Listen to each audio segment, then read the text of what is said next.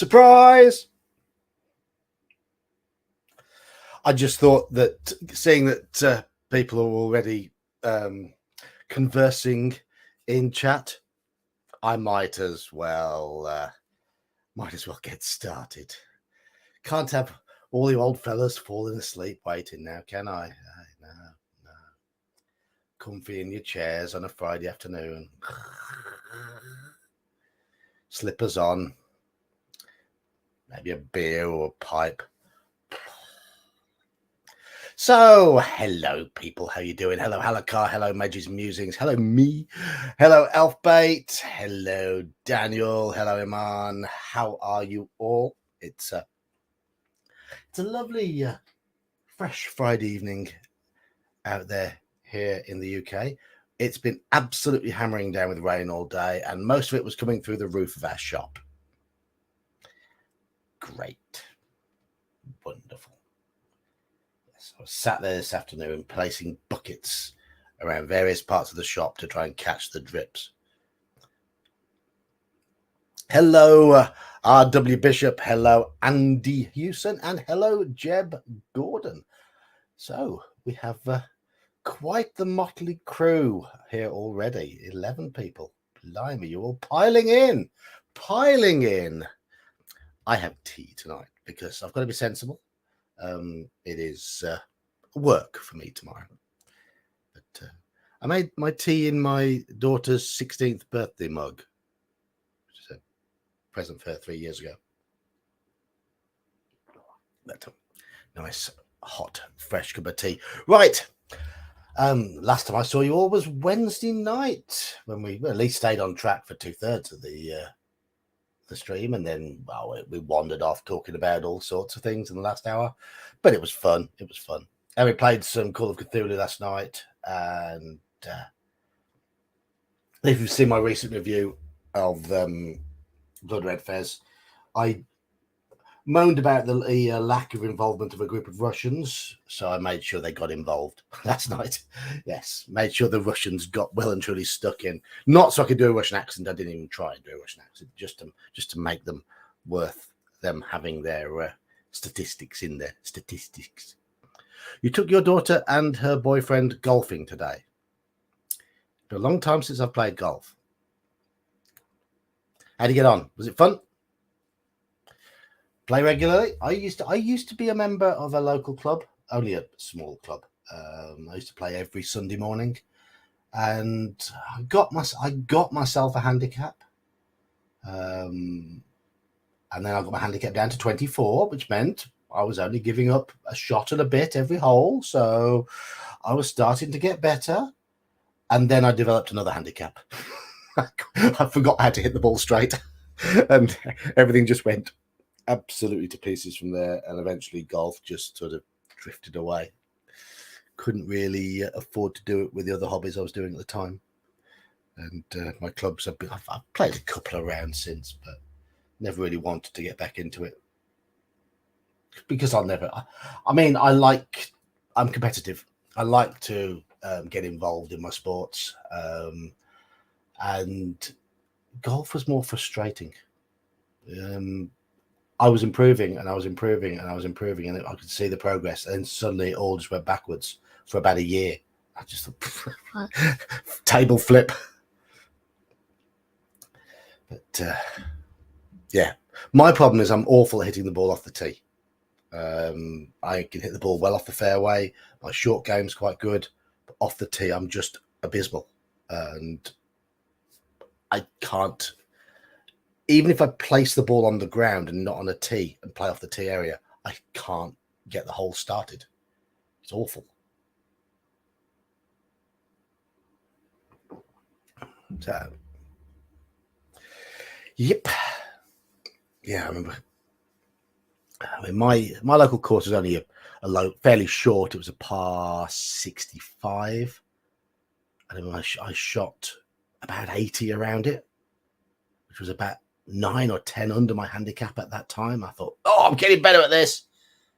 And then that was a complete one-off. Anyway, let's stop talking about golf. Let's talk about Call of Cthulhu, and let's talk about Alone Against the Frost. Now, I did a bit of reading up on this today. I found out that this is actually a reissue.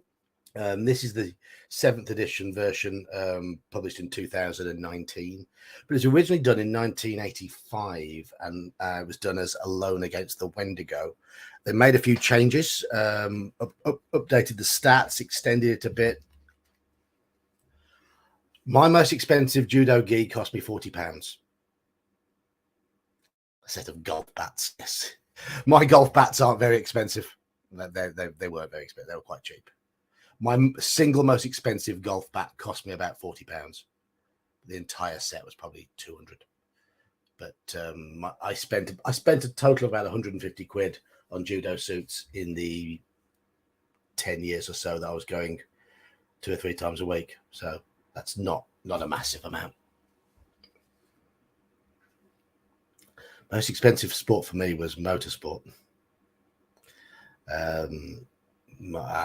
Our rally car was as cheap as we could possibly make it. We did it all on absolute shoestring, and it still cost us £3,500 to build it. And that was with a standard engine, standard gearbox. We reused tires as much as we could. The roll cage cost about 800. Fire extinguisher and all that sort of stuff in there. The seats, belts, helmet, all that. About £3,500 to build the car. About 800 for the per person for personal safety gear, helmet and overalls and stuff. And then a budget of about £5,000 a year between the two of us to actually go out and compete for fuel, tires, entry fees, and that sort of stuff. It wasn't a cheap hobby. That was with us sleeping in the back of my car. I used to take my old estate car. We used to take the tires and fuel out of the back of it, and we used to put sleeping bags down in the back of that and sleep.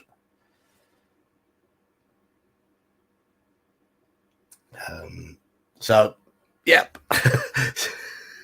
Role-playing games are a very cheap hobby in comparison. But I'll never change my 7 years of driving rally cars for the world, because that was insane. And I've learned a good life skill with regards to controlling a car in difficult conditions. I can left foot brake. I can do the fancy heel thing across.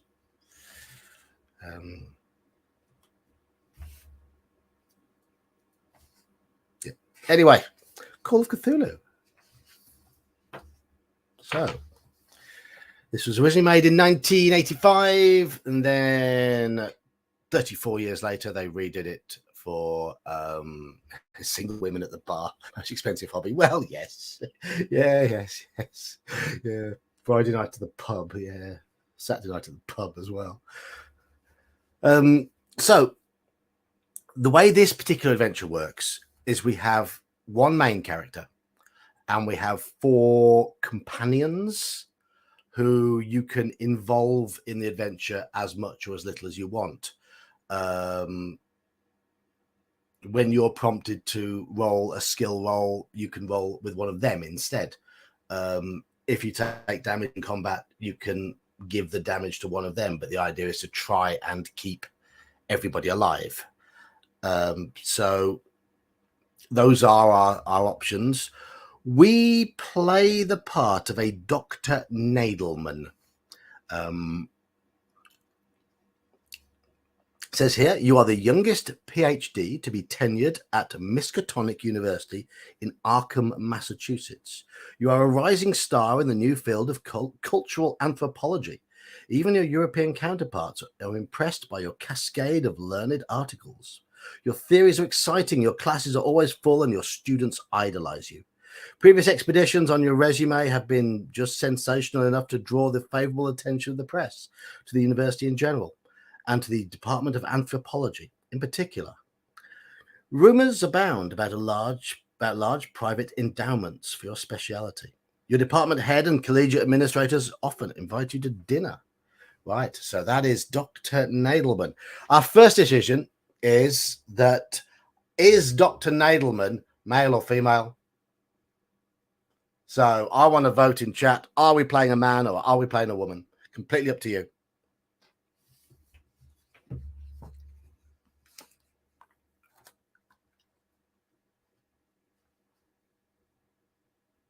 I don't think it makes any mechanical difference whatsoever, but our privates are endowed.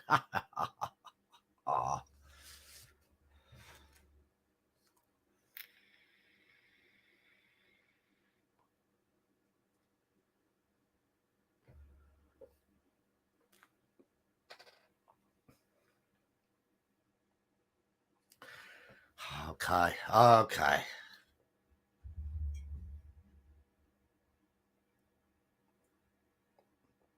So are we playing a man or a woman? Up to you. Dr. Nadelman. Is Dr. Nadelman male or Dr. Nadelman female? Man.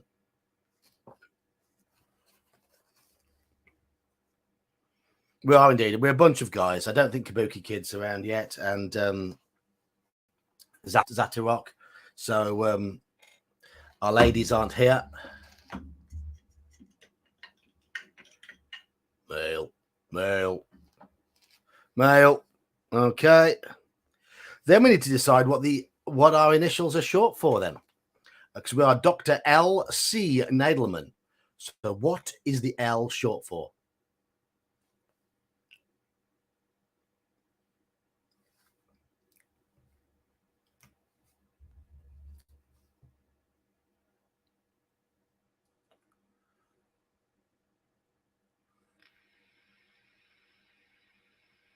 That's true, Helicar. Absolutely. Leonard Cohen Nadelman. Absolutely perfect. So we are Leonard Cohen Nadelman. Hallelujah. Hey, see what I did there?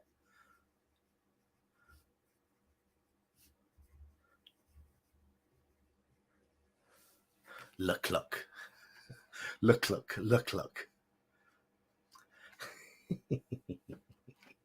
Lon Chaney. Yes.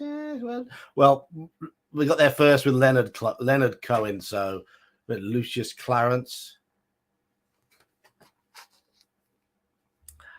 Right. Our friends who are coming with us. Okay. We have Sylvia Davidson, a graduate student. Sylvia is looks quite bookish, bespectacled, well educated. She is clearly a busybody because she's got a good listen skill. Well, other skills are a bit meh. Norman Faulkner. He's older. He's a graduate student, but he's clearly he's in his 40s. He's quite good at fighting, quite physical. Then we've got Charlie Foxstall, who is a wilderness guide. And Charlie is female, so it can be Charlene or Charlotte. She's Native American Indian, so that as well. High constitution, good rifle skill, good listen skill, good navigation skill. She's a guide. Survival and stealth. Okay. I only know one Charlie Daniels song, and that's the obvious one, the one that was a hit over here as well. And we have Bernard Epstein, who is a young graduate student as well. And Bernard's also got some navigate, and he's got climbing skills as well. Okay. Swimming, yep. Swim a bit. So they tend to do more of the physical skills. We don't have great physical skills. We've got anthropology, high credit rating. We've got decent firearms. Then we've got history, speak a bit of French, library use, natural world, navigate, persuade, pilot boat, psychology, and woodland survival. Those are our skills. Right. Shall we begin? Here we go.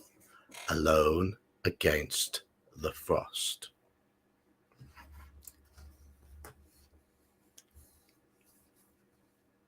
Hello, Straw Piglet. How are you? Just in time to go mad. What are we a doctor of? Anthropology. We had to have a skill of at least 75 in anthropology.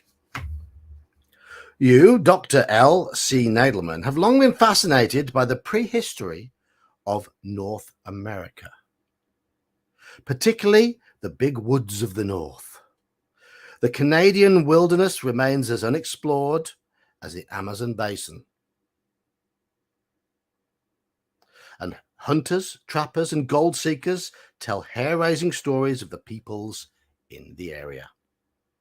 Of course, they also tell tales of terrifying demons and other exotic fantasies. The time is right to bring a righteous academic perspective to the big woods.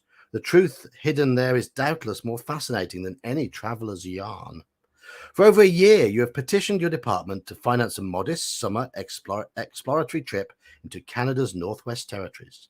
Now, at last, your funding has been approved, and you make your preparations to leave at the end of the spring semester. Many of your graduate students are eager to go, but you can take only 3. You have chosen to explore the valley of the North Hanina. In the local dialect, Hanina means the river of magic power. The yarn spinners have worked overtime on the legends of the North Hanina, and it is said to be haunted by invisible presences and bloodthirsty headhunters.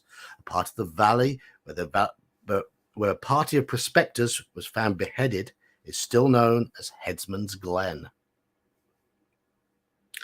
Your small expedition takes the train into north central Canada and then boards a chartered launch to Great Slave Lake and down the Mackenzie to Fort Macdonald, where an outpost of the Royal Canadian Mounted Police represents the sole power of civilization amidst many thousands of square miles of mountains, lakes, taiga, and swamp. Fort Macdonald is a trading post for trappers and natives. The best route into the valley of the North Hanina is upstream by canoe, following the west branch of the Mackenzie to the mouth of the tributary you seek. A single bark canoe of excellent make has been reserved for you, as well as all the basic gear that your summer trip requires. Officials tell you that guides are reluctant to venture into the North Hanina. The local peoples have always shunned the region, and most of the white men who dared to trespass upon the river of magic power never returned. Still locate a tough professional guide named Charlie Foxtail. She narrows her eyes upon hearing of your destination, but is persuaded by the high wages you are offering. Finally, all is ready to go.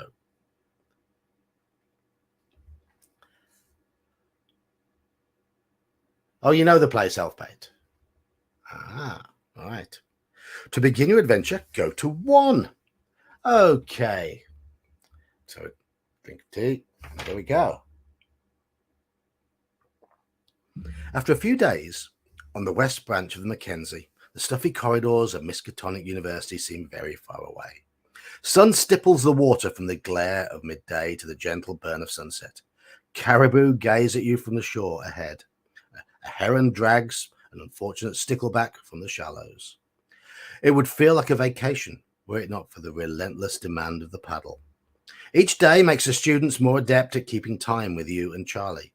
Your supply of gasoline is limited, so you run the outboard motor as seldom as possible. Sun and wind grant Bernard the outdoor complexion he desires. Bernard, who's Bernard? Bernard Epstein, one of the young students. You locate the tributary one evening, just as light begins to fail. The next day, you launch into the North Hanina.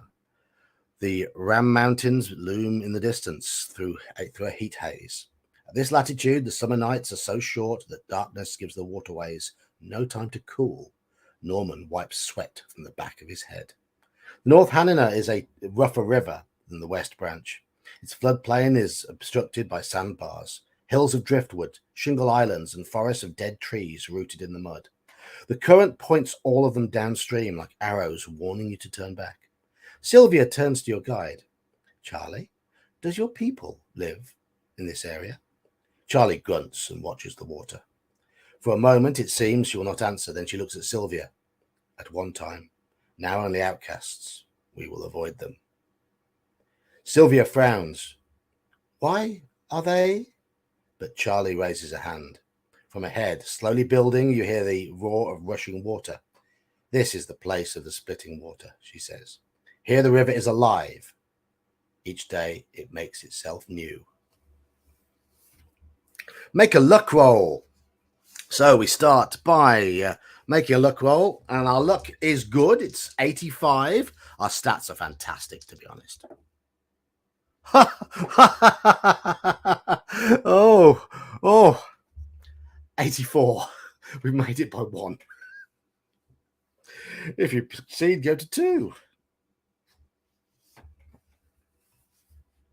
The expedition spends the day working through the baffling network of waterways. Sometimes you are forced to back down impassable channels to find an easier way. Sometimes you blunder across the heads of powerful chutes and are swept along with them. At certain points, your party has to wade in waist-deep water, inching the craft along by hand. You pass labyrinths of wooded islands, fast water, and drift. Finally, you select a peaceful backwater in which to moor and make camp for the night. Roll a d10.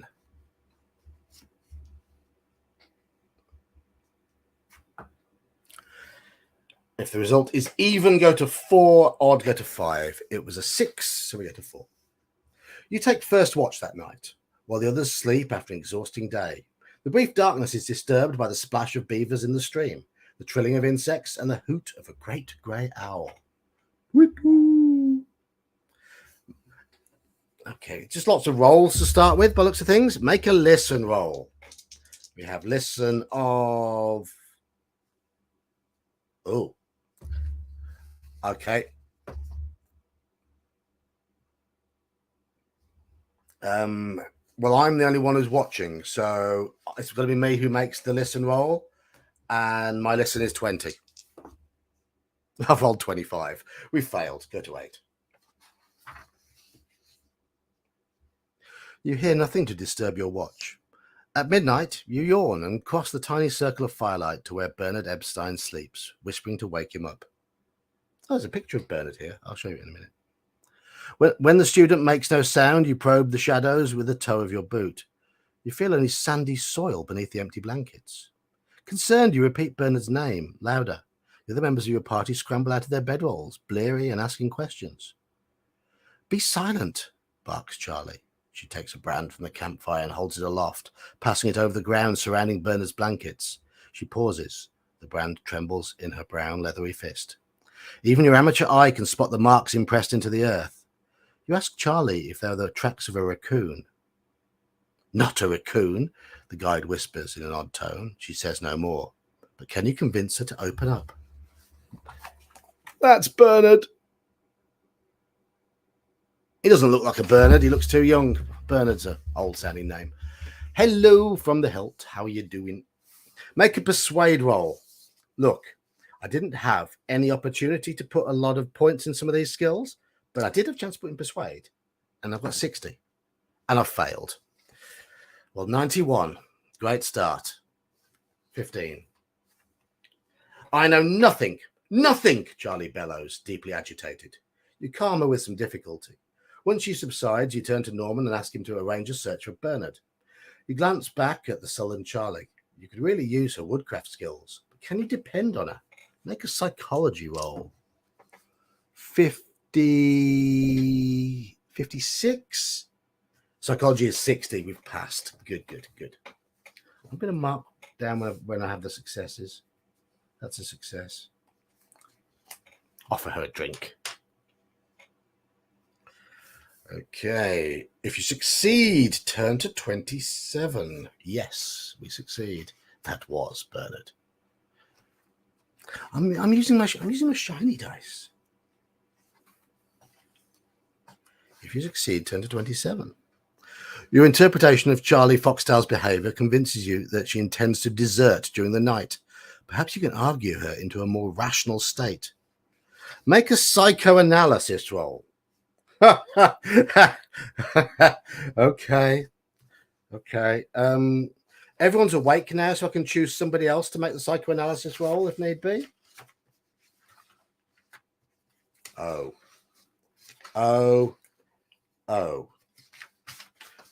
We all have 1%. Want to see the dice?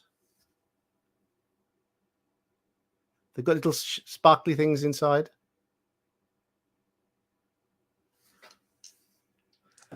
We have a 1% chance of success. We only failed by 12. I'm not going to use any luck yet.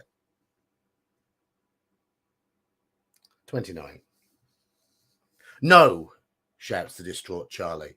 You do not understand. We must leave this valley at once. It is madness to stay. Right. Do we accept defeat and go home, or do we let the superstitious guide sulk in camp while I lead the others? Okay. So, do we accept defeat and decide to go home, or do we let the guide sulk while I lead the search? Up to you. Up to you.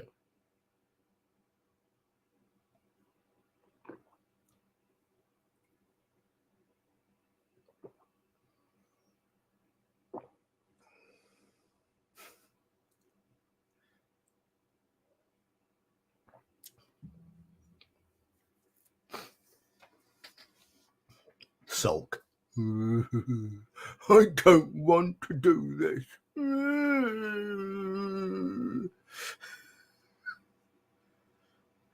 I don't know what a Wahila or a Nook look is, Elfbait, so we'll have to see.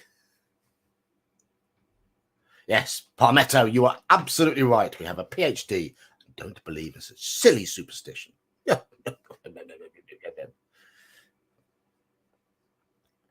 Oh dear, Halakar. Oh dear. Not sure he was born yet in the 1920s, but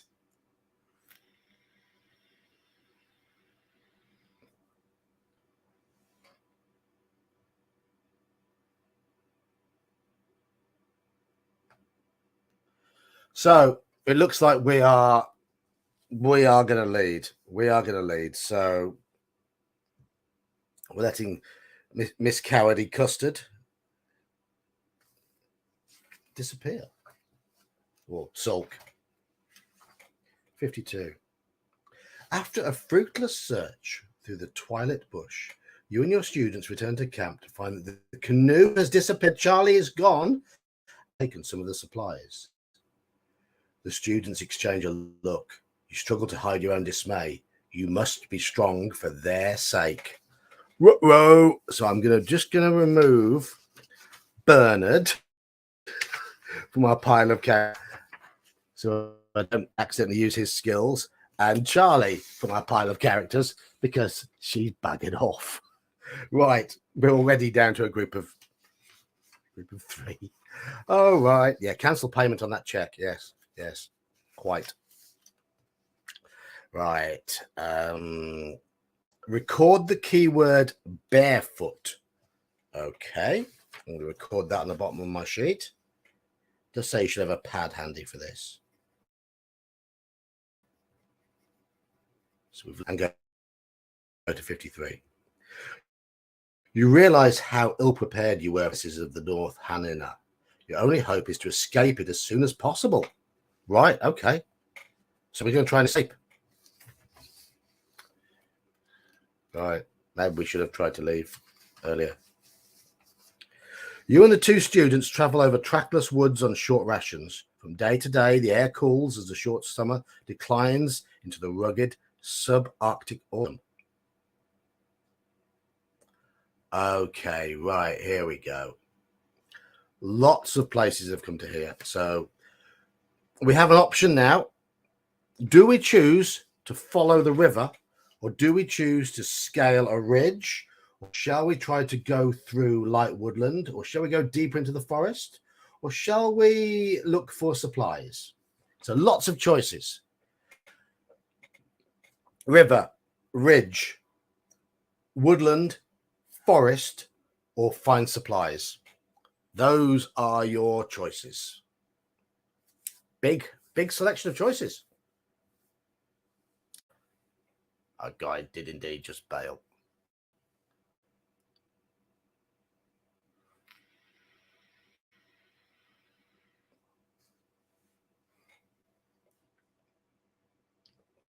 Right.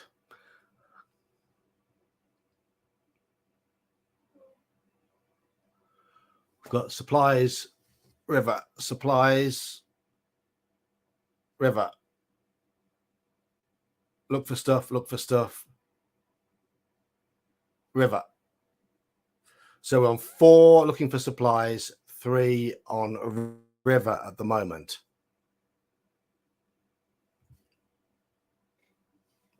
Any more votes?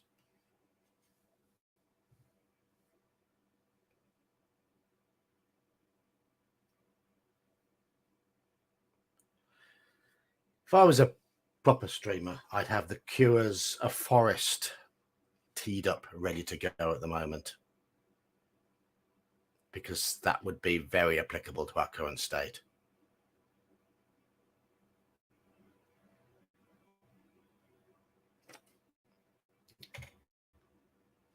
I all know that song. If you don't, you should.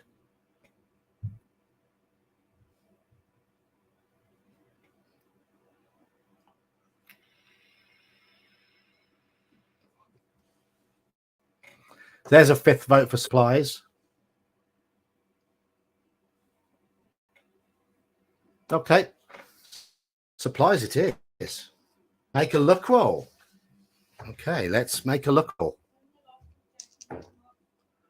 That's a success. We have a lot of luck. 185. If you succeed, go to 654. Okay. Sudden jump towards the end of the book.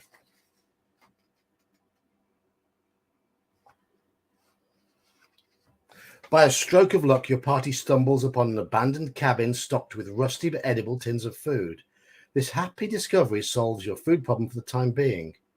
There is no trace of the person who built the cabin, probably a prospector or a hunter who fell victim to the hazards of the valley. Oh, it says here, you can make improvement checks on things from time to time. It does. This goes against.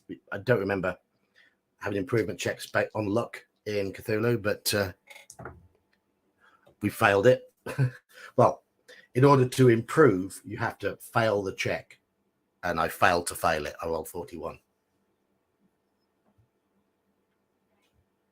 So we have found some food. I'm going to note that down. Okay, and go to 77. Ah, so you know the place, do you?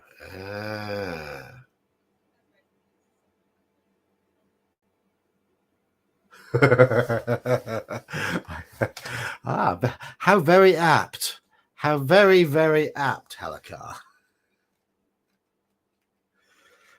Well, combine what you learned from that short story with what Elfbait knows about the Nahani Valley.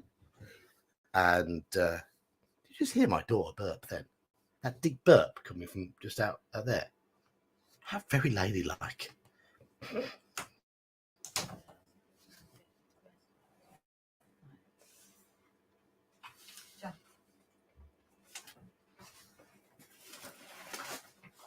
So, 77. You and the others make your beds in the decrepit shell of the old cabin. The sagging walls offer some shelter from the chilly wind, though the condition of the roof makes you hope it doesn't rain.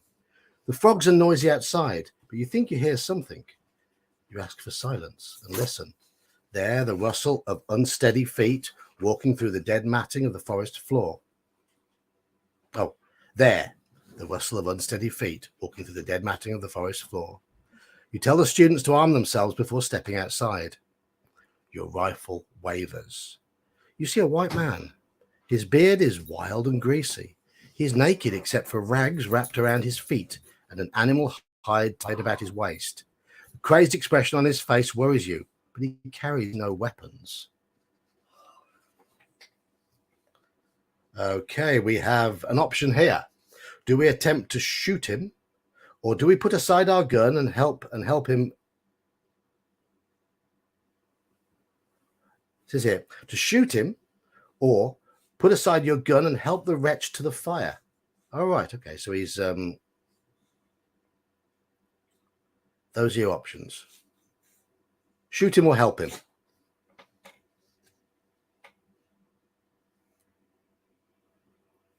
Whack his ass.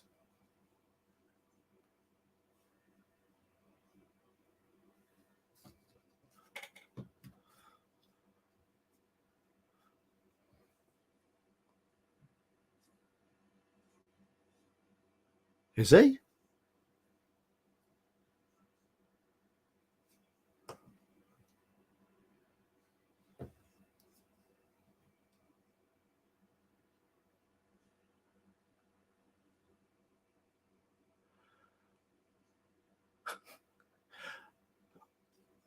He's a Wendigo will help him. Okay.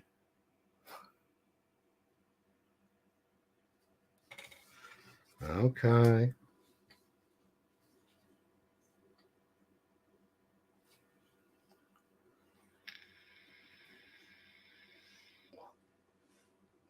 It's only Daniel who wants to shoot him at the moment.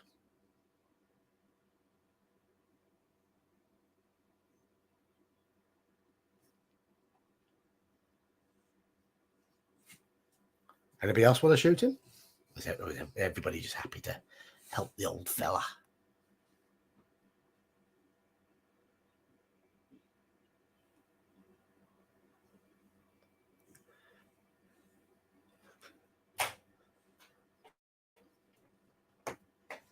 Okay, we're going to help him. 175.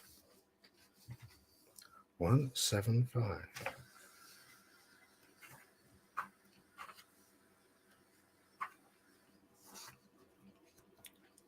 Ask him if he likes maple syrup. The answer is no. Shoot him.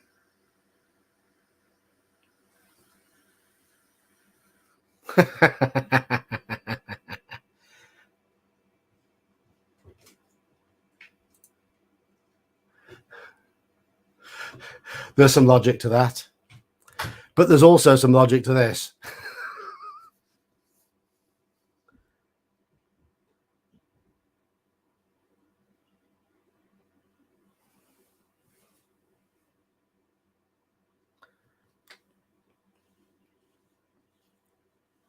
You urge Sylvia to bring hot soup for the stranger.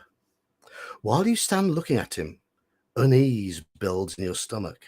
His face is repulsive and oddly proportioned. Make an anthropology roll.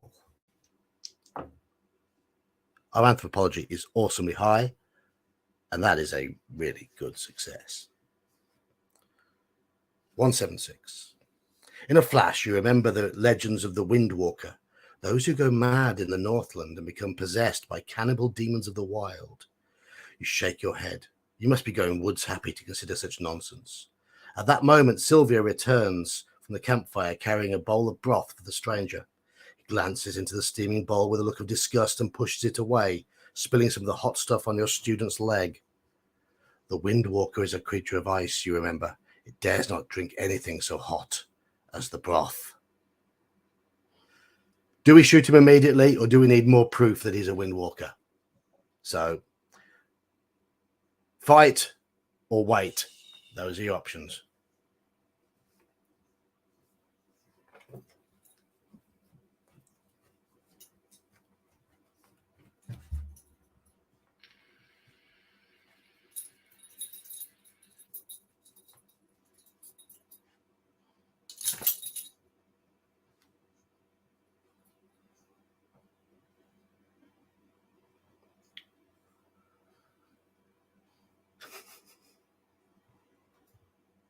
Worst case scenario, there are only 2 witnesses. Yeah, true. Finish him. 2 people want to wait, though.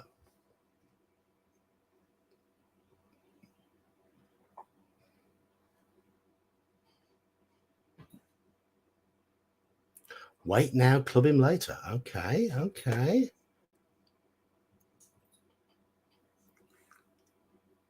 We're pretty evenly split. Fight and wait. There's no option to time up. No, no. So I'm going to need more votes. Fight or wait? Shoot the old man, or do we need more? Okay, wait and wait. 2 more waits. So wait is now in the lead.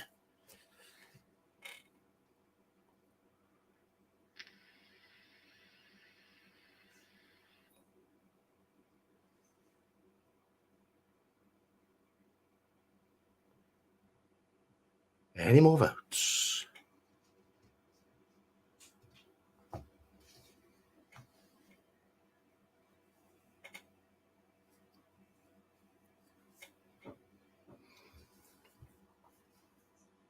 Are they all weird in Quebec, Halakha? Is that what it is? Isn't Bear from Quebec? I know Slan's from Quebec. Where is Slan tonight? Are you lurking somewhere, Slan?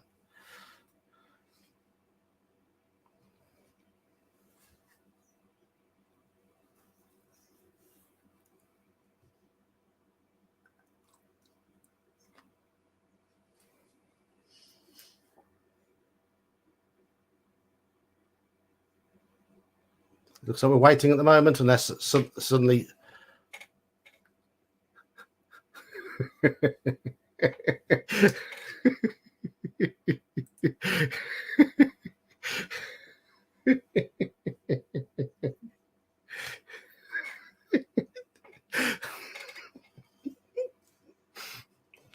Good-natured banter, YouTube.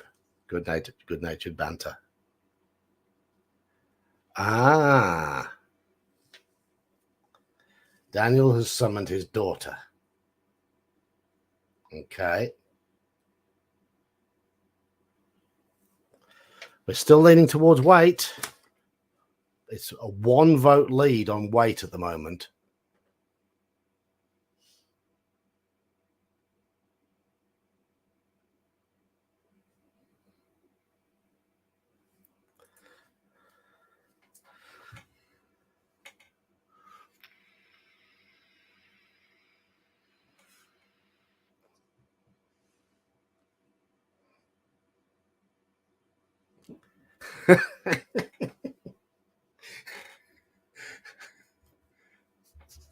Beck, Wait or shoot him? My wife says shoot him. We're now level.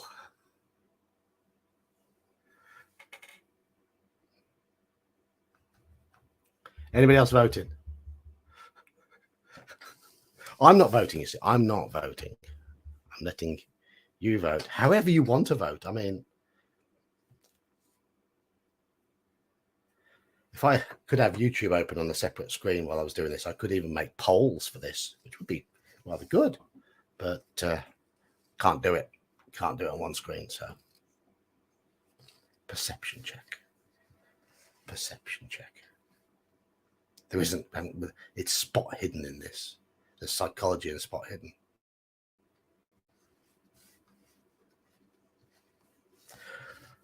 Shall I roll a D10? Okay, I'm going to roll a D10 here to decide this one. There we go. Look, I've got my old geek T-shirt on. Right, there's my arm. There's my old geek T-shirt, and look, there's some dinner down. Oh, a bit of spillage. Roll. Right, I'm going to roll percentile dice. 1 to 50, we wait. 51 to 100, we shoot him.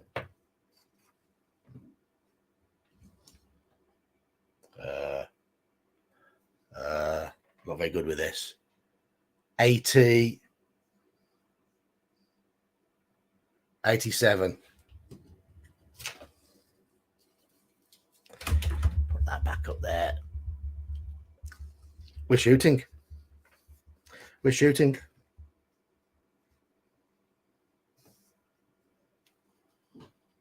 $177.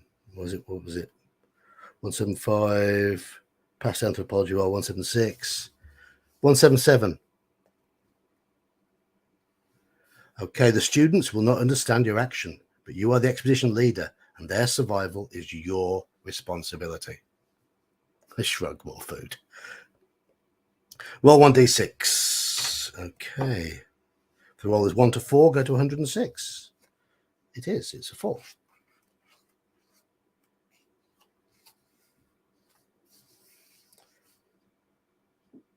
Oh, we're not shooting. We're not shooting? Oh, to slay the stranger immediately. I misread that. So we're going to attack him with something from the fire. You draw a stiff, burning brand from the campfire and then creep up behind the supposed monster. When he begins to turn his head, you strike. Make an opposed dex roll to determine the outcome of your attack. Okay. Opposed rolls in Call of Cthulhu. Hello, crafting gamer. Opposed rolls in Call of Cthulhu. I've got a dex of 70. I've rolled 49, which is a normal success. His dex is only 15. Right, okay. And he's failed it dismally. Win the roll, go to 140.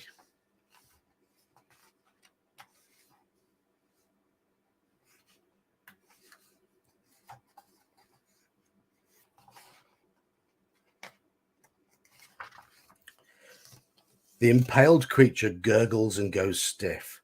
As you watch in amazement, his body shrinks and collapses in upon itself. Soon, nothing is left but the bones, as though he had no real flesh to him. You, Norman, and Sylvia must begin the long retreat back to Fort MacDonald.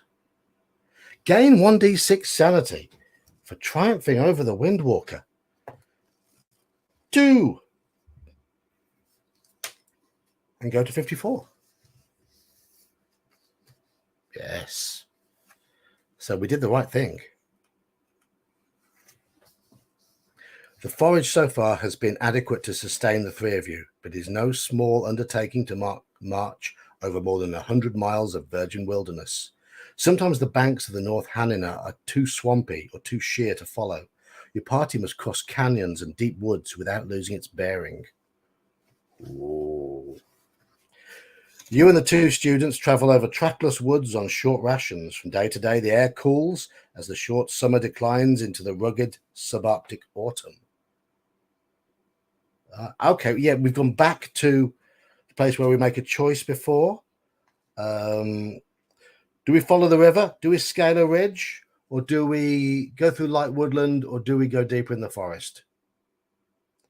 So, river, ridge, woodland, forest. Those are your choices. You clearly gain sanity in this. So obviously that means we're going to be losing a lot later on. I feel like this is preparing us for what's about to happen. So river, ridge, woodland, or forest. Those are the choices.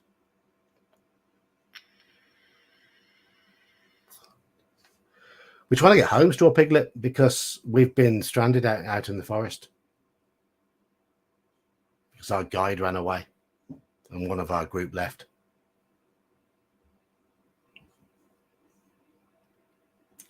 There were 5, there's now 3. More XP each.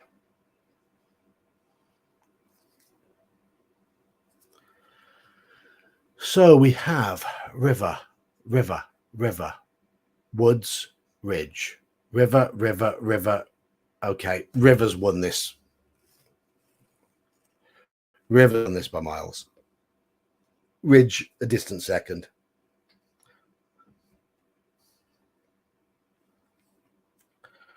River, 470.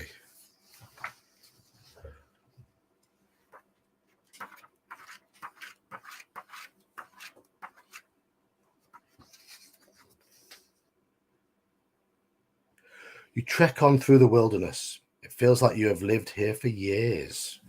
Do we have the keyword inch cape? No, we don't. Go to 82. So it's about finding clues and keywords, like in that Dracula one. You and Norman bed down near the fire, while Sylvia stands watch. You study each of your companions for a few minutes. Norman, a man in his 40s, trembles beneath his sheet. Sylvia scans the camp perimeter, obsessively gripping her rifle. The loss of Bernard and Charlie have affected both students. You hope you can get them back to civilization before fear and hardship drives one or both over the edge. Norman shakes you awake, staring out to the trees. That was a noise, he hisses. Sylvia's gone. You spring to your feet, throw on your jacket and pick up your rifle from the ground. Despite the small hours of the morning, the subarctic dawn is breaking. A search of the surrounding ground turns up the tracks of Sylvia's abductors. They are not quite what you expect. Oversized, bare feet. Okay, so do we follow the tracks or do we give up Sylvia for lost and try to save Norman? Okay, so follow the tracks or Forget about Sylvia.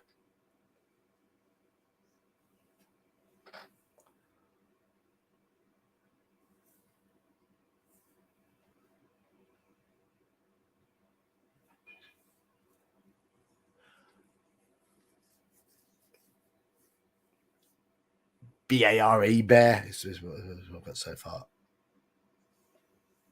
Follow the tracks. Follow the yellow brick tracks.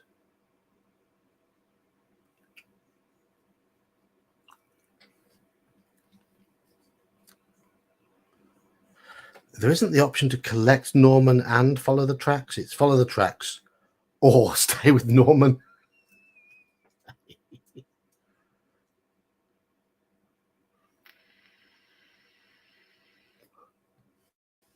It's BARE, bear, not BEAR. So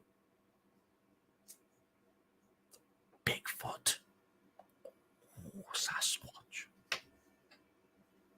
Following. Okay. Norman is quite tough. Yes, yes. Follow the tracks. 128.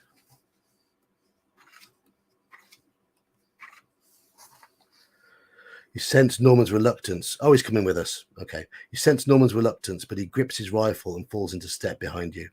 Together, you do your best to follow the trail of Sylvia's abductor. Attempt a track roll. Okay.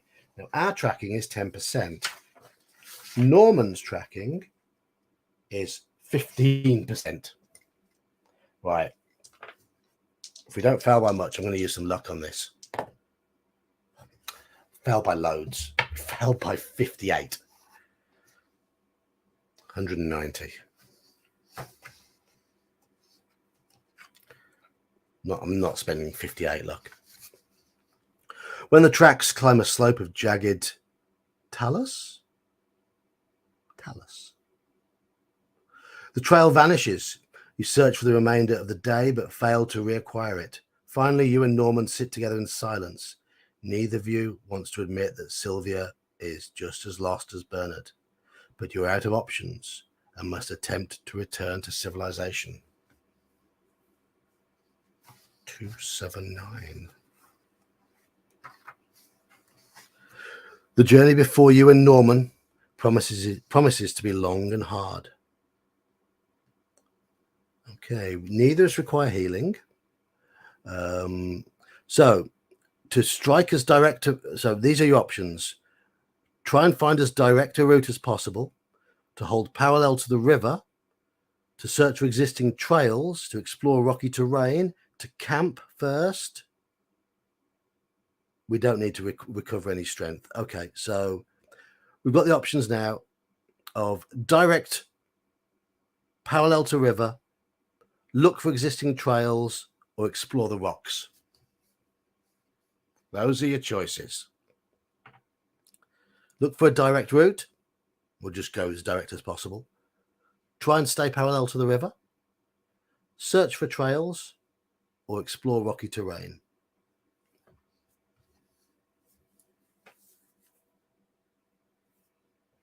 Daniel wants to explore the rocks. Yes, that's what they'll mean, Andy, because it's a geographical term in here. So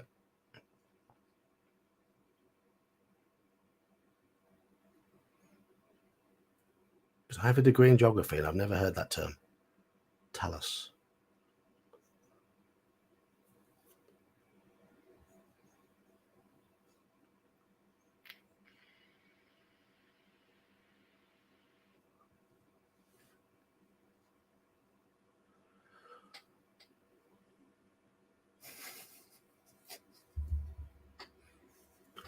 River is winning at the moment. 1, 2, 3, 4, 5 are going for the river, with 2 going for the rocks. 6 haven't voted. We have 6 lurkers. Lurkers, show yourselves. We've lost the bare feet.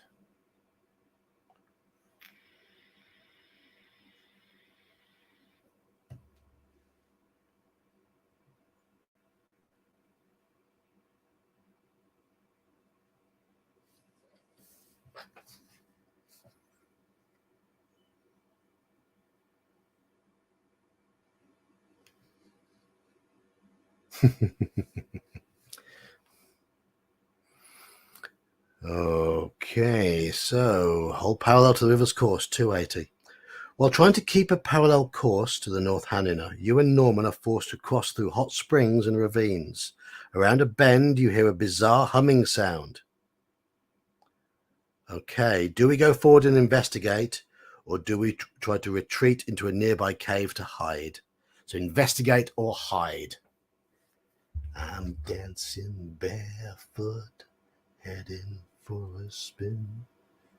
Some strange music drags me in, makes me come on like some heroin.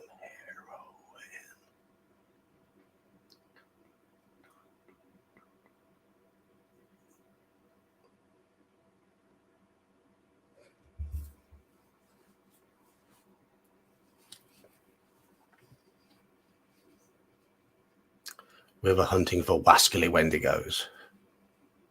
Be very, very quiet. I'm hunting rabbits.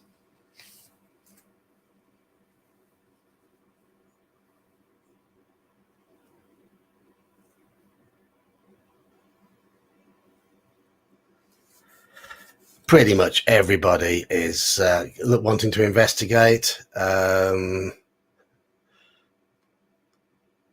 Gird your loins and take courage afresh.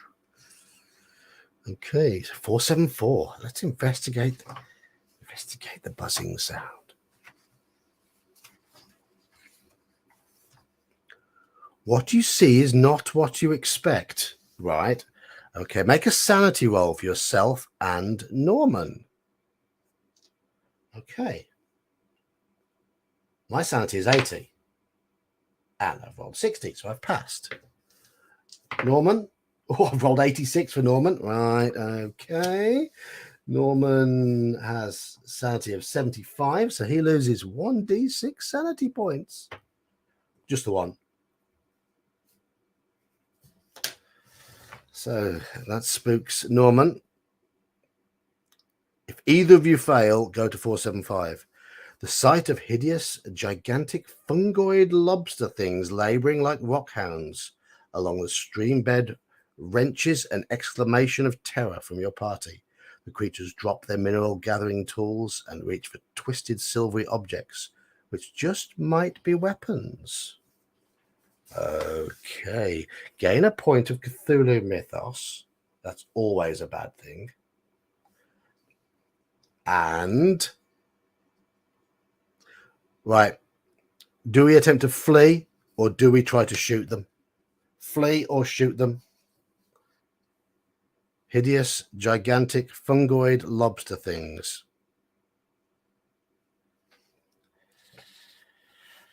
So, flee or shoot them. It's up to you, fellas. Effing run. Run away.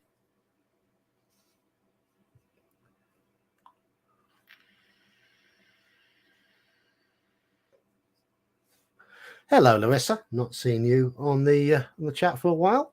Been lurking.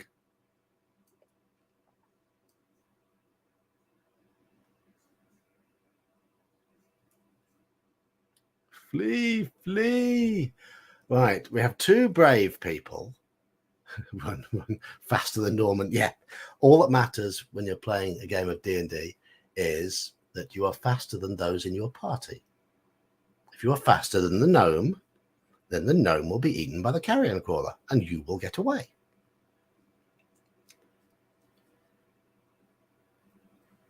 So Daniel and RW are the only ones who wish to fight. Everybody else is just like, run, leg it.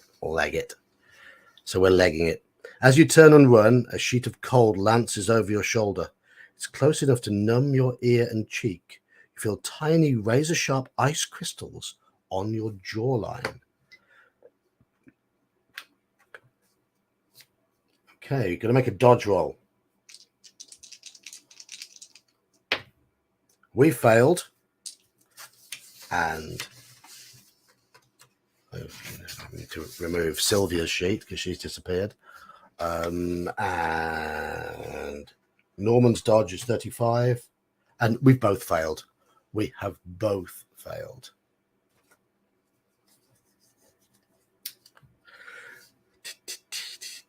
If you both fail, turn to 332.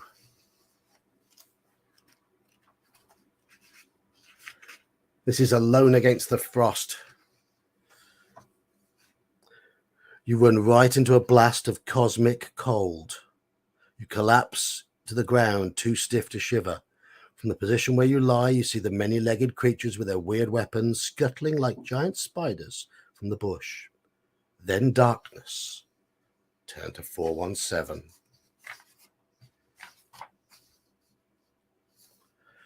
A faint light bathes your closed eyelids. You hear garbled sounds. Your whole body seems prickled with discomfort. It takes an effort to open your eyes. For an instant, what you see makes no sense. Diseased-looking fungoid things, pinkish creatures with tentacles and claws extending from their thoraxes. Several of them scuttle around the field of your vision. Terror shapes a scream in your mouth, but it makes no sound. You cannot even feel air moving in and out of your lungs. Abruptly, you realize that you don't have any lungs, nor any body, just phantom pains. You can see your body discarded on the ground nearby. It has no head. You are its head. You are clamped in a box with tubes running into your neck. The alien monsters want to preserve your living brain. Plunging into madness, you try to scream again. One of the creatures shuts the lid of the box that contains you, blocking out all light. The Nadelman expedition ends.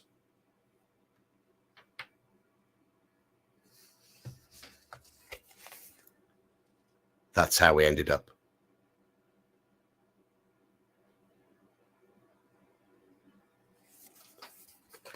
Call of Cthulhu, deadly as ever. Absolutely.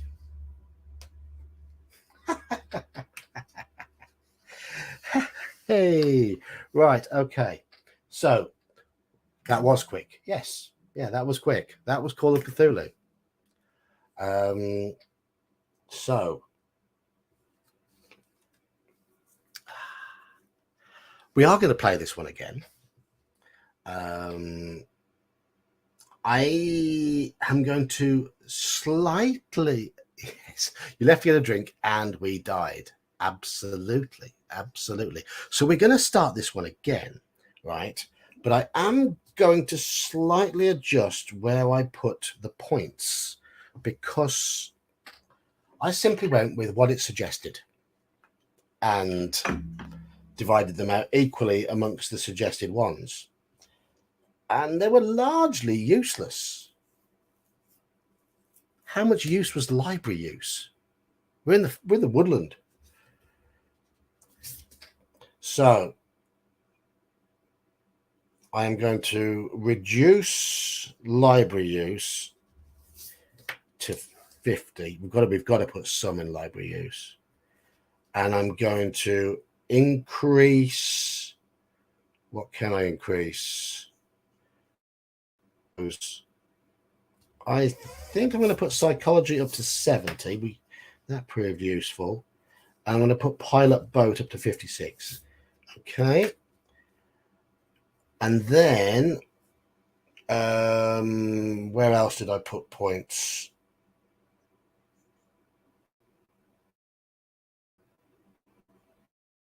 I think, in fact, I'm going to drop library use further to 40. And I'm going to put points into track. So I've at least got some tracking, because that'll come in useful. There we go. It does mean our people are alive again. So I'm just going to rub out the damage we took to a couple of bits and bobs. And the damage that Norman took to his sanity, he recovers that. We get him back. We're going to be, we haven't got the code name Barefoot anymore.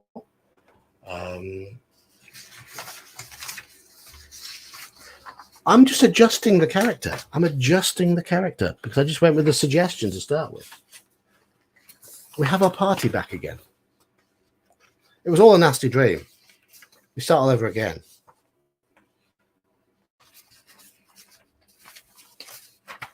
Let's see if we can last a little bit longer this time, shall we? We go back to 1.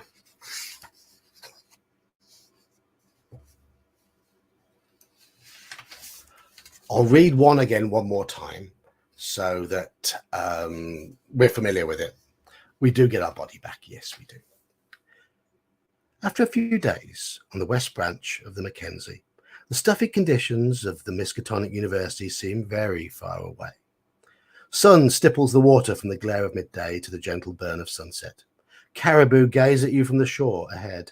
A heron drags an unfortunate stickleback from the shallows. It would feel like a vacation were it not for the relentless demand of the paddle. Something like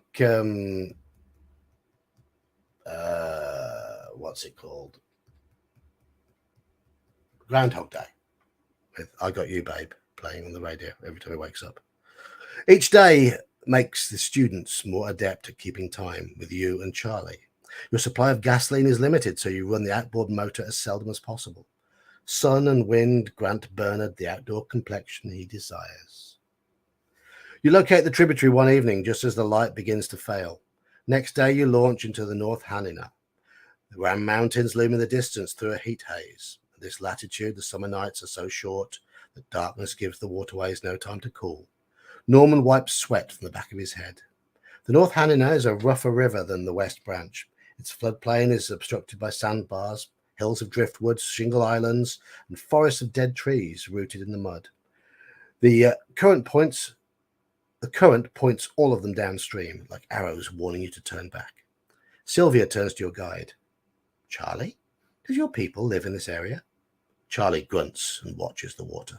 For a moment it seems she will not answer, then she looks at Sylvia. At one time, now only outcasts. We will avoid them. Sylvia frowns. Why are they? But Charlie raises her hand. From ahead, slowly building, you hear the roar of rushing water. This is the place of the splitting water, she says. Here the river is alive. Each day it makes itself new. And here's where we make a luck roll. And with a roll of 49, we pass that.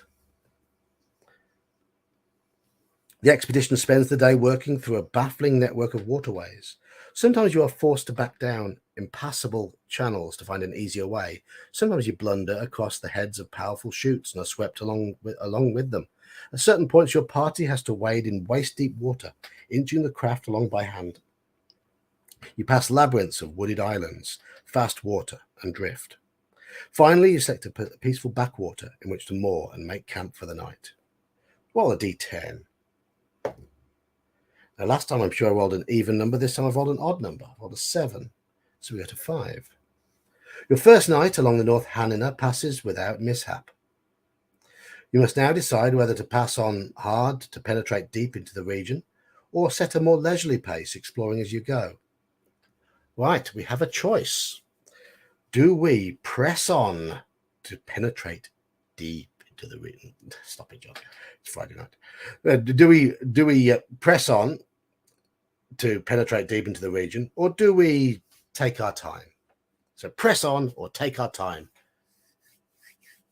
Impassable channels.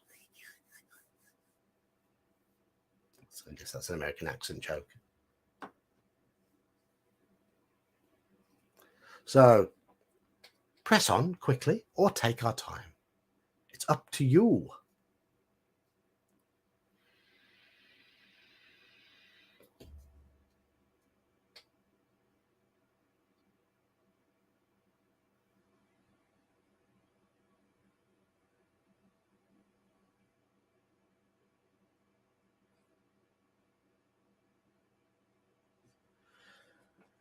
Leisurely stroll, leisurely stroll.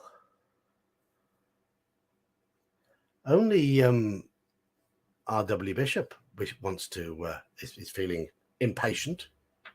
Everybody else just wants to drift. Take our time. Okay. Just need to rub my eyes a little. That's better. Take our time, turn to 11. A little back from the shore, the faint stench of sulphur wafts out of the mouth of a narrow canyon.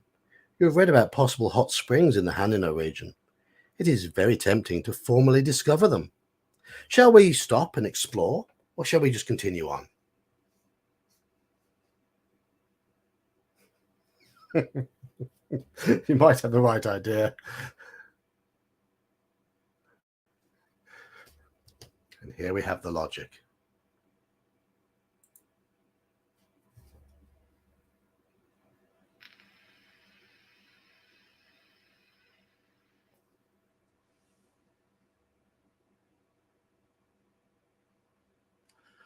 So,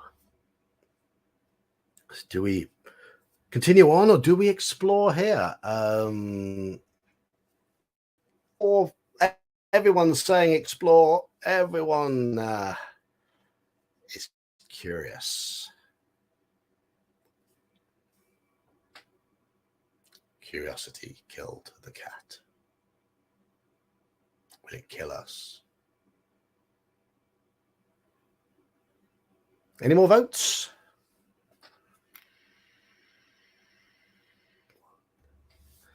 Well, Straw Piglet, can it turn out worse than being a brain in a jar? I mean, that's what we became last time.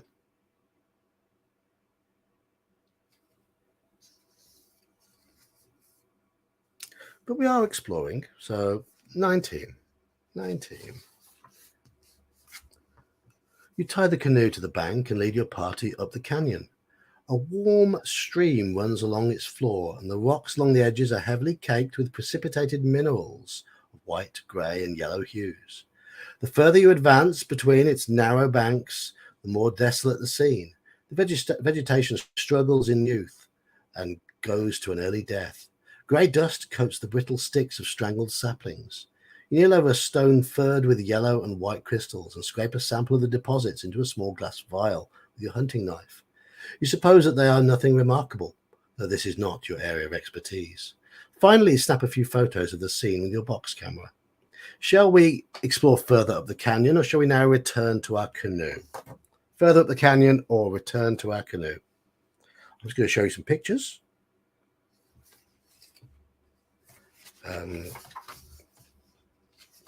Charlie Foxtail.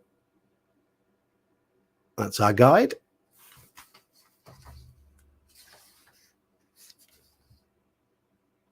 Sylvia Davidson. And there's Norman. That's Norman.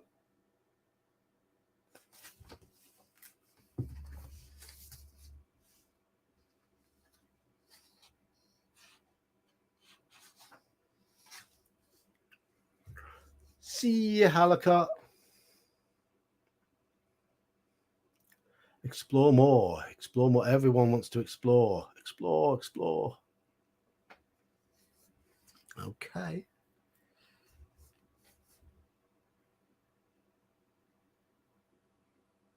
$64. I like that we've got a completely different route last time. Come on, you usher your companions forward. Up ahead, the mineral deposits along the stream are no longer unspoiled. The rocks appear to be stripped of their brimstone and artful of vermiculations. That's a new word for me as well. Right. It says to make a listen check. Okay, and we've got all 5 of us here, so I can use the other characters' listen abilities. And all it takes is one of them to pass. We have our guide, and she has a listen of 70. Oh, throwing dice on the floor.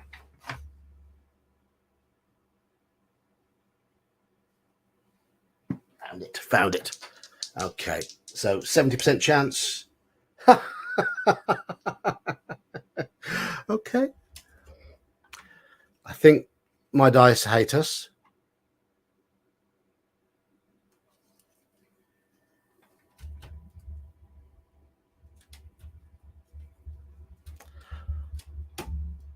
I'm going to use one of Charlie's luck points on that,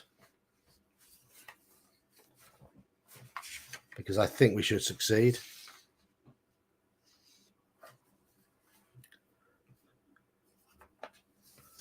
So we have now passed. That's what luck's for. Go to 65.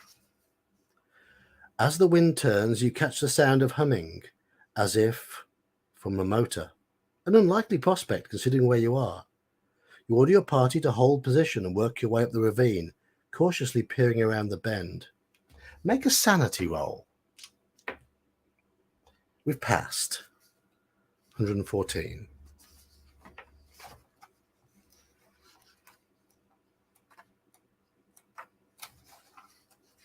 Are we going to get eaten again already? The sight is incredible. Several human-sized pinkish crustaceans are working mechanical equipment, sweeping the rocks of the stream. The creatures must be intelligent, though they look ugly, even for seafood. Fungoid growths bedeck their bodies. Their buzzing is audible over the hum of the mineral-gathering machines. You came to this place looking for unknown races, and you've been rewarded beyond your wildest dreams. You watch them until your companions get restive. You must decide what to do.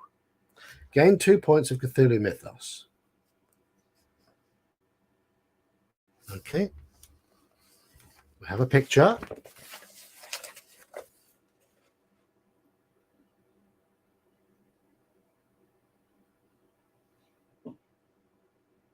Okay. Right, we have a choice here as well. Do we stand up and greet the alien things, or do we try to avoid contact? There we go. Choice. Stand up and greet them, or try to avoid contact.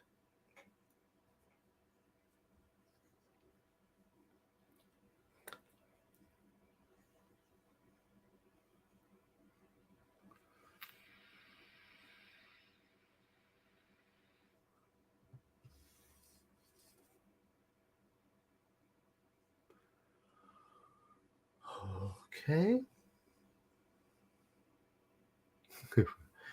Run away.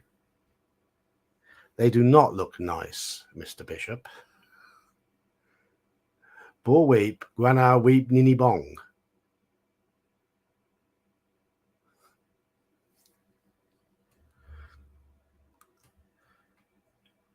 Push Norman forward to greet them. We've moved ahead of the rest of our group, so they're all waiting behind. We've met more lobsters. Yes, we've met more lobsters, and we have a choice here of stand up and greet them, or try and sneak away, try and get away from them. And everybody, Elfbait wants to greet them. I have no idea where that gibberish is from, Elfbait. I have no idea at all.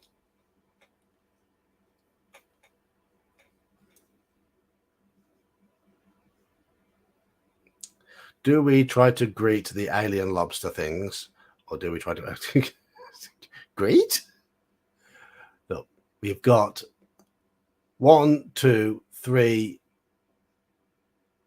votes immediately to run away.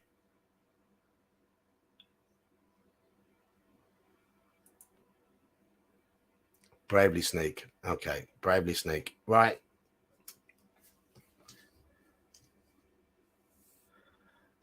It might well be with the language of the Kuatoa.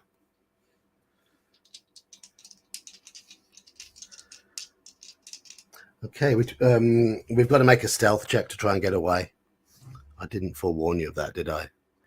Our stealth. Oh, pardon me. Our stealth rating is 20. Right. We've only failed by 3 points, so I'm going to use luck to pass that.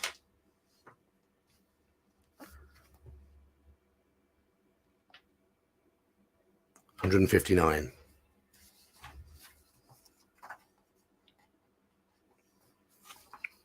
The 5 of you run a great distance through mud, moss, and lichens. At last, you sense that you're not being followed and pause in the deep forest to catch your breath. Your latest experience has convinced Charlie that the North Hanino is no place for her. She insists on going home. To argue to stay and continue... Oh, well, we have a choice here now.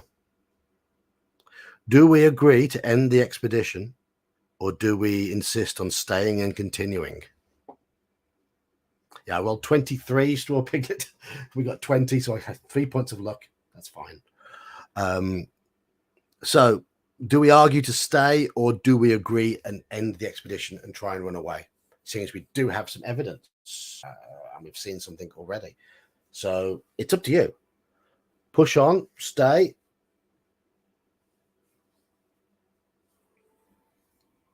Well, depends. Would your character want to live, or would your character really know what he's up against? It's one of those, isn't it? We know because we've really died once.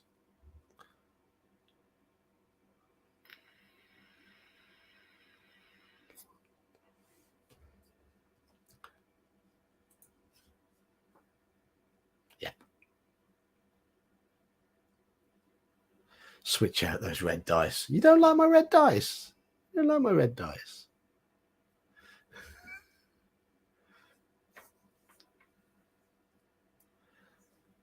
Stop it with the perception checks. Right, everyone's saying continue on, apart from Mage. Mage wants to leave. Mage is being sensible, but everybody else is.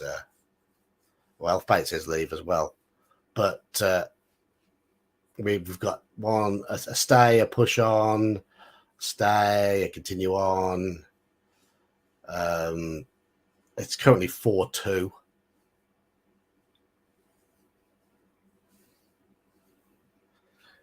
Yeah, the dice gods don't like them all that much. I can swap them if you want.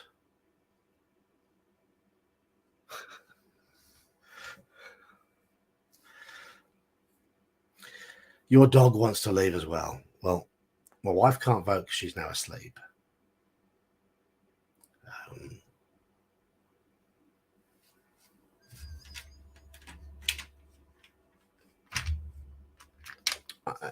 I can swap to different coloured dice.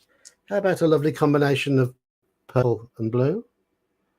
I have, what else have I got in my dice pot here? I have black ones.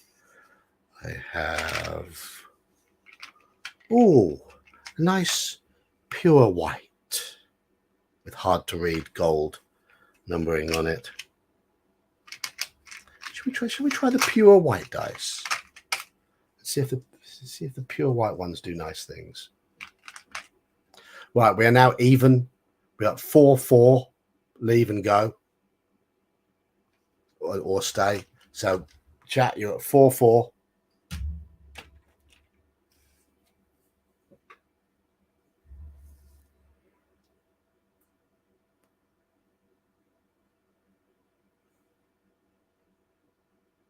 I have not got any weighted dice. I have not got any weighted dice at all.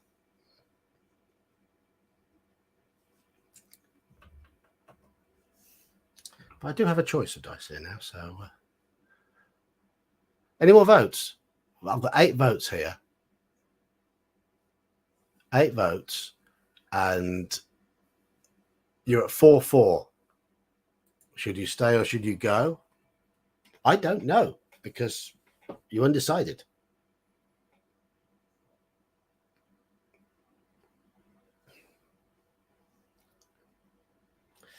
Right, Straw Piglet. I'm getting an insight into your character now. You're lawful evil by the looks of things.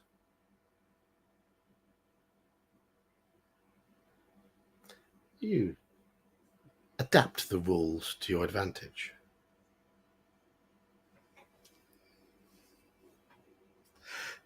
Any more votes? No, I mean, chaotic evil would just simply refuse to roll dice, or would throw the dice at whoever's bothering them.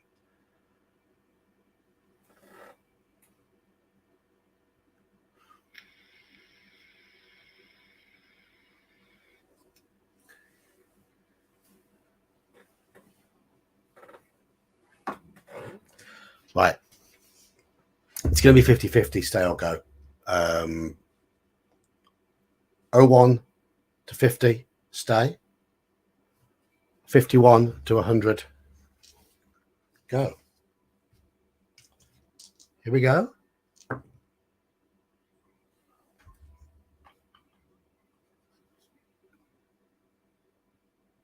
63. The go has it. So, those who wanted to stay, the dice have gone against you. So, where is the choice? 160. You are reluctant to turn back, but it is not safe to continue without a local guide. Do we have the keyword barefoot? No, we don't.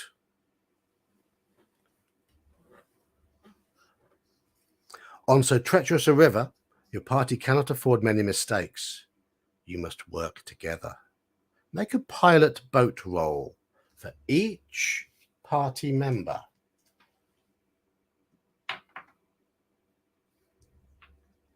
Okay. We've got 56%. We failed.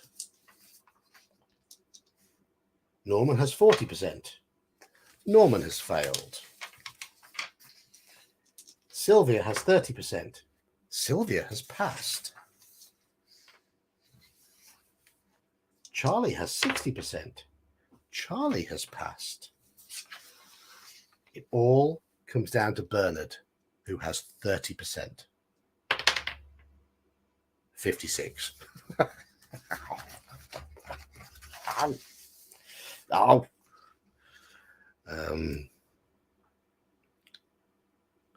156.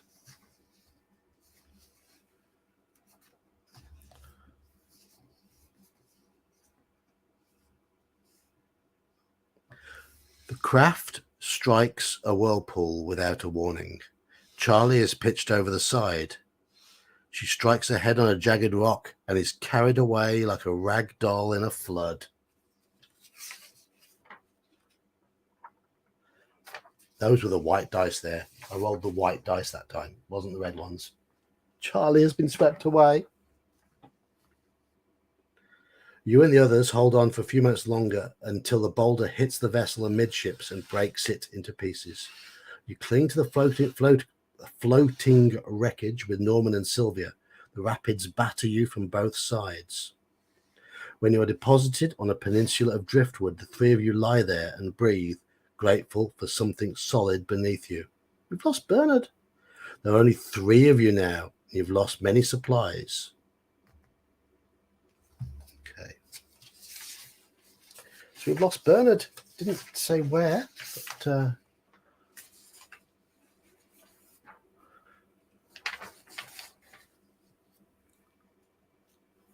our guide just bailed by dying this time.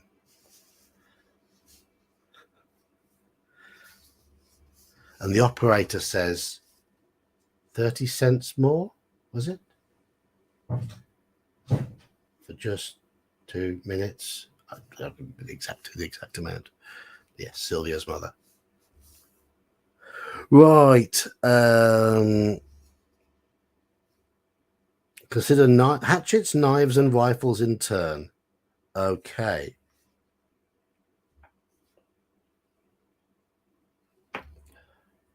We've lost all of our hatchets.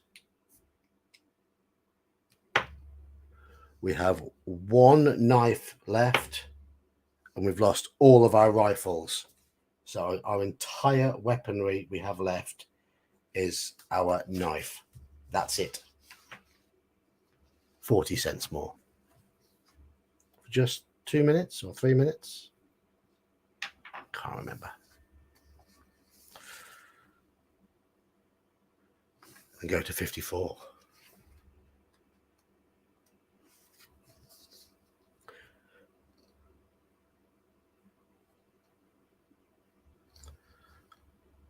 You've managed to forage enough to sustain the 3 of us, but it's no small undertaking to march over more than 100 miles of virgin wilderness. Sometimes the banks of the North Hanina are too swampy or too sheer to follow. We have to cross canyons and deep woods without losing our bearings somehow. Turn to 324.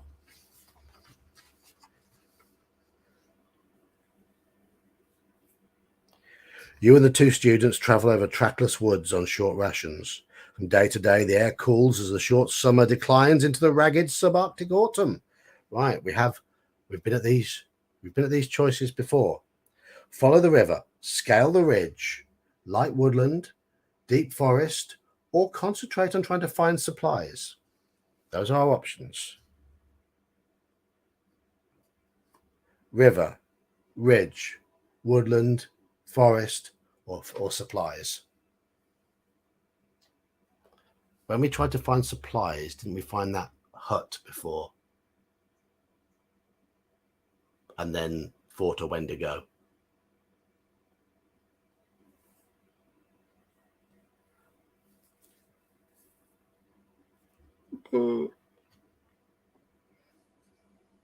We don't lose sanity for killing our mates because we didn't kill our mates, really, did we? They just died.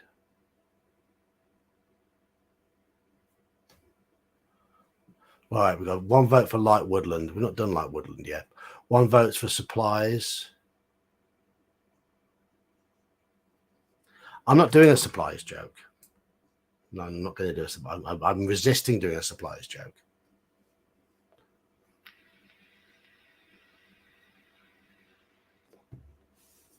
Two for river, one for supplies, one for light woodland.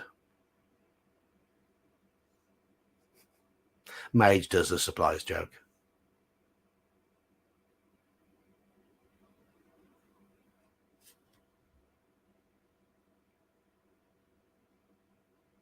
Oh, up to 3 for light woodland.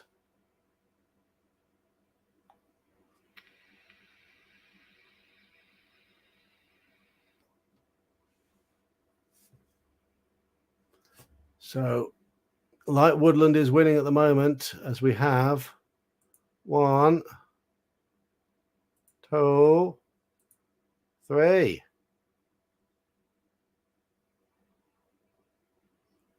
Any more votes?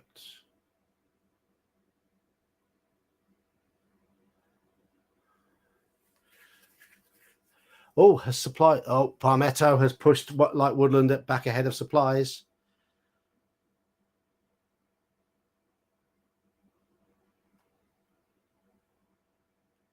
So we've got 2 going for river. Daniel went for supplies. Mage went for supplies. And Elfbait went for supplies. Thief Keith has arrived and voted for light woodland, which makes it light woodland. Hello, Thief Keith. So we go to light woodland for the first time. 218. We died following the river last time, didn't we? One lazy morning, you range along a birch-shaded brook with Norman and Sylvia, spearfishing. Something twangs into the papery bark beside your head. You glance at it and see that it is a small dart of some kind. Immediately, a shrill series of whoops rings from the foliage. You are under attack by people only 3 feet tall. We only have a knife. You shout a warning to your companions and push them ahead of you. Within seconds, you're all running as quickly as you can, ignoring the way the thickets tear at your clothes and scratch your flesh. With your longer legs, you can surely outdistance the aggressive little men if you can just get out of range. Make a dex check. Pass a dex check, yes. 147. That's the white dice. Roll a nice 32 for us then. 147. Your heedless flight through the dark woods has shaken off your pursuers. Now only Sylvia and Norman remain with you. You look at the exhausted faces and vow to find a way out of this accursed valley. Turn to 54.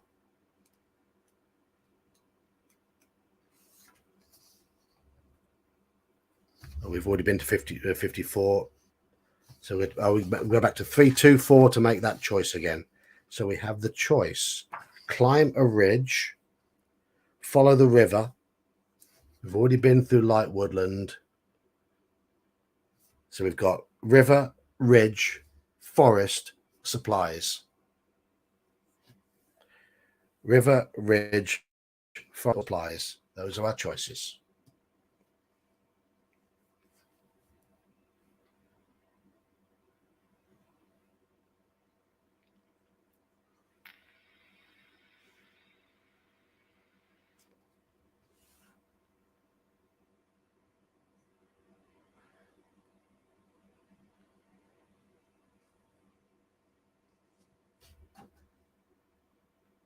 3 for supplies.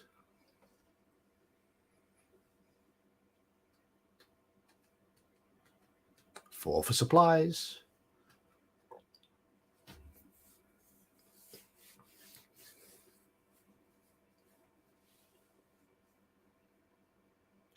Supplies, damn it. Okay.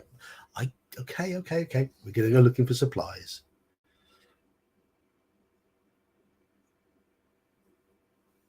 Okay, supplies. Make a luck roll, which we pass. 654.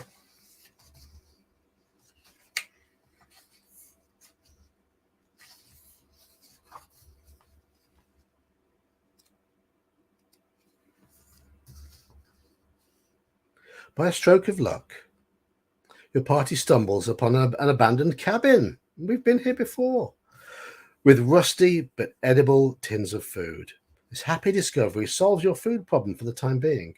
There's no trace of the person who built the cabin, probably a prospector or hunter who fell victim to the hazards of the valley, like we did last time. Make a luck improvement roll. No. Go to 324.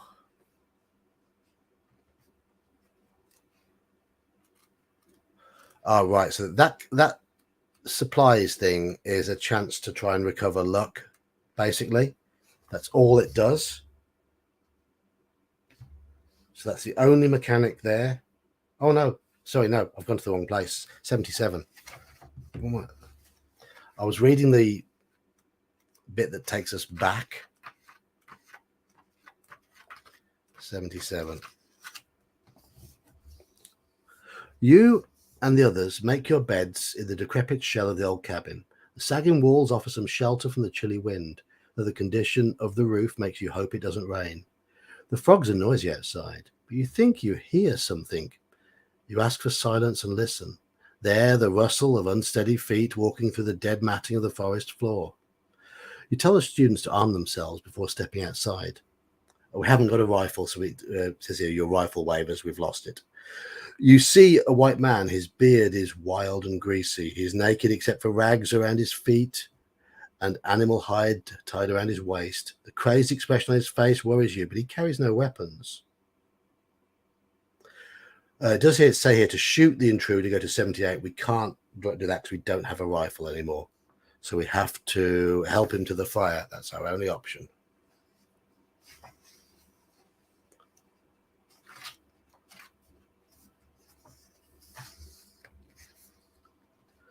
You urge Sylvia to bring hot soup for the stranger. While you stand looking at him, unease builds in your stomach. His face is repulsive and oddly proportioned. Make an anthropology roll, which we have failed this time. I know we need to succeed on this one. So I'm going to use some luck.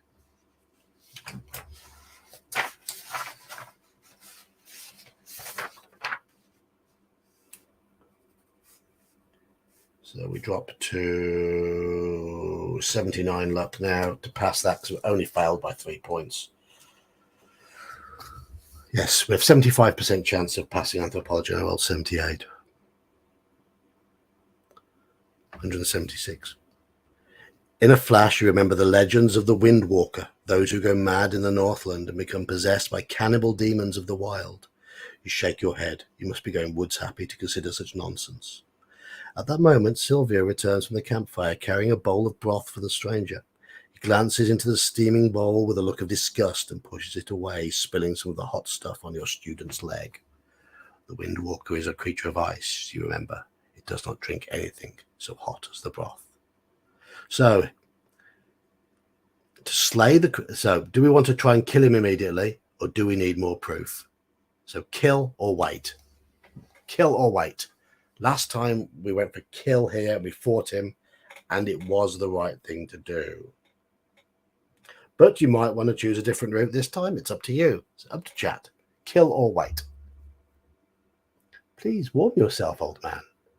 We don't suspect you at all. It's Santa. Why don't we hit him with a burning stick? Yeah. Because that's what we did last time. Die, Santa, die. Shank him. Kill.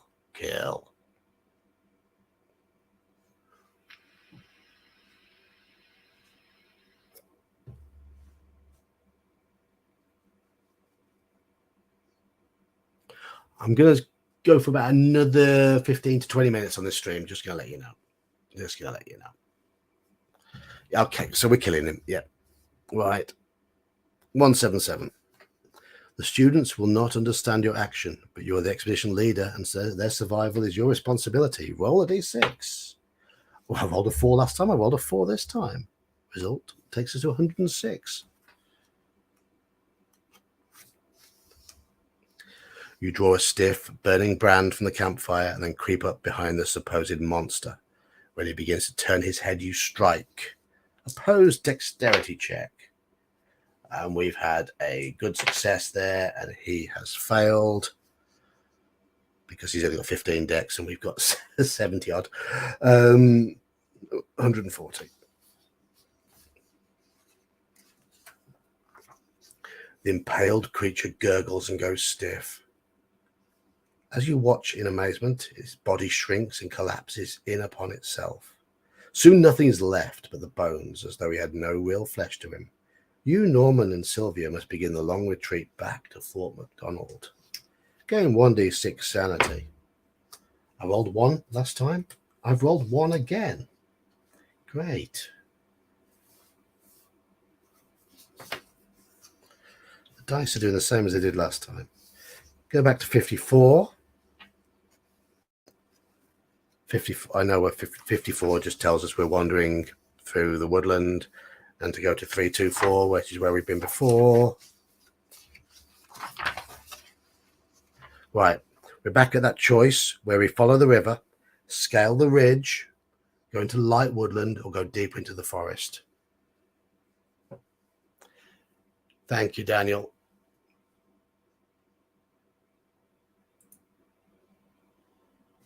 Thank you, Daniel. You're a good one. You're a good one.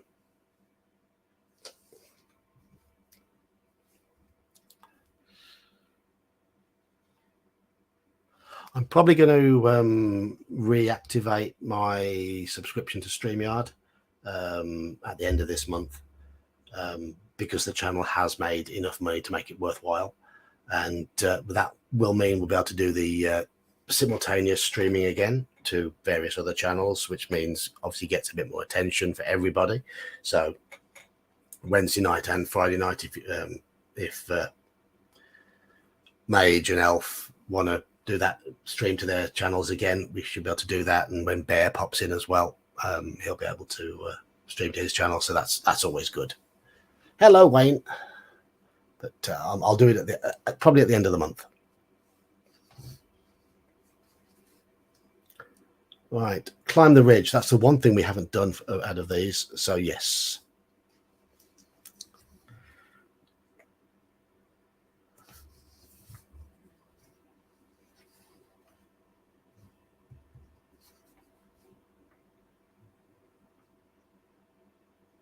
Oh, we haven't gone deeper in the forest either. But climbing the ridge does seem like a sensible idea because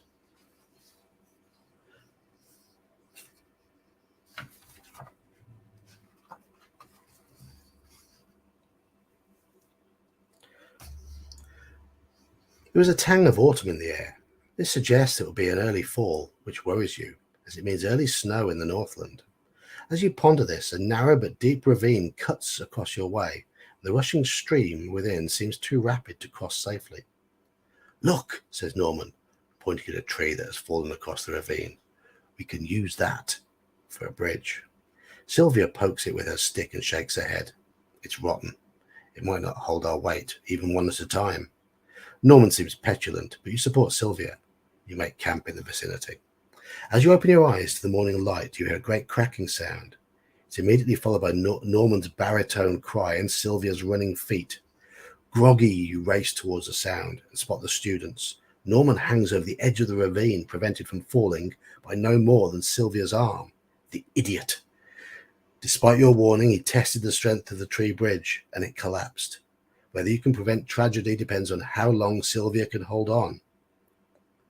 Okay. Norman the fool. Right, we're going to do a contested roll between Sylvia's strength and Norman's size.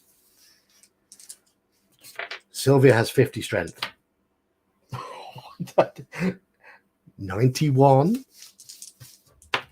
Norman okay, they've both failed. What happens when they both fail?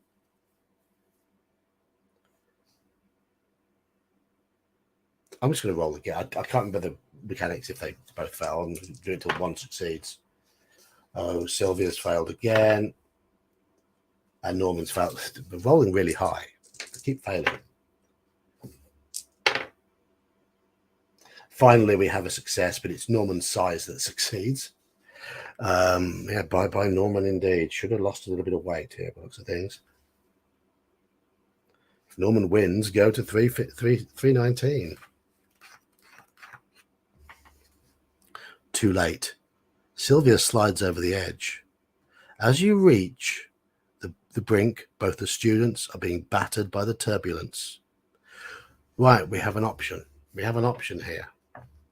Leap in and attempt a hazardous rescue, or watch them drown. Okay, so do we attempt to rescue them, or do we just watch them drown? It's your choice. It's your choice, chat.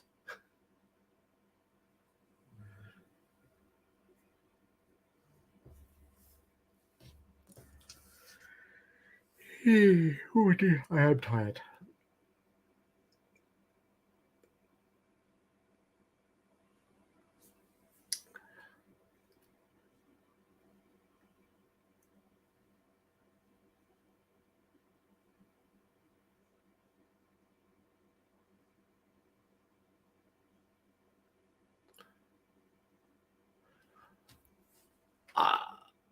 Were you?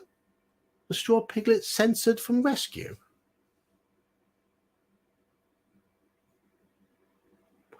There's no. I've turned off any auto modding on the text.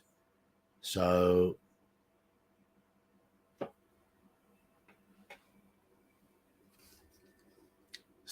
in theory, you should be able to say whatever you like.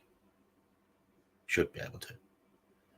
But sometimes YouTube gets a bit silly. Yeah, maybe. You got an error on rescue as well. Oh wow. Wouldn't know why. Would not know why at all. Okay, so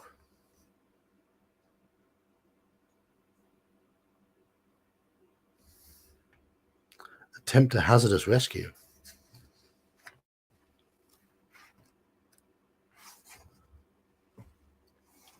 It is your duty to attempt to rescue your graduate students. You throw yourself into the rushing water. Make a hard swim check. Oh. There's my character sheet. That one there. Our swim ability is 20%. I've got a 10%. Right. I only have to use 7 luck to pass this. I've rolled 17. So I'm going to use up some of our luck. Takes us down to 72 luck. We've passed. We have passed.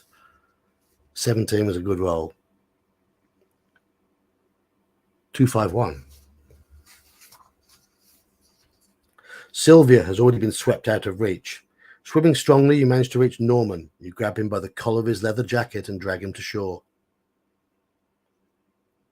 Norman has lost 2d8 hit points from drowning. Okay. 2 and 4, 6 hit points.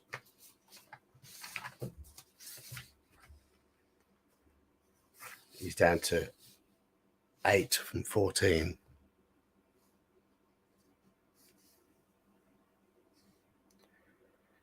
If he is still alive, you may make a first aid roll. Yeah, I'm going to try a first aid roll. Let's see if we can get it. Thank you, John. Very, very nice of you. I haven't had any beers tonight, but I may have to. I'm going on holiday next weekend, but I'll tell you about that in a minute. Have we passed a first aid roll? No, we haven't. Oh well. Oh well. If he survives, you start for Fort McDonald. Go to 279. He is here. He's still alive, but we haven't managed to heal him any of his lost hit points.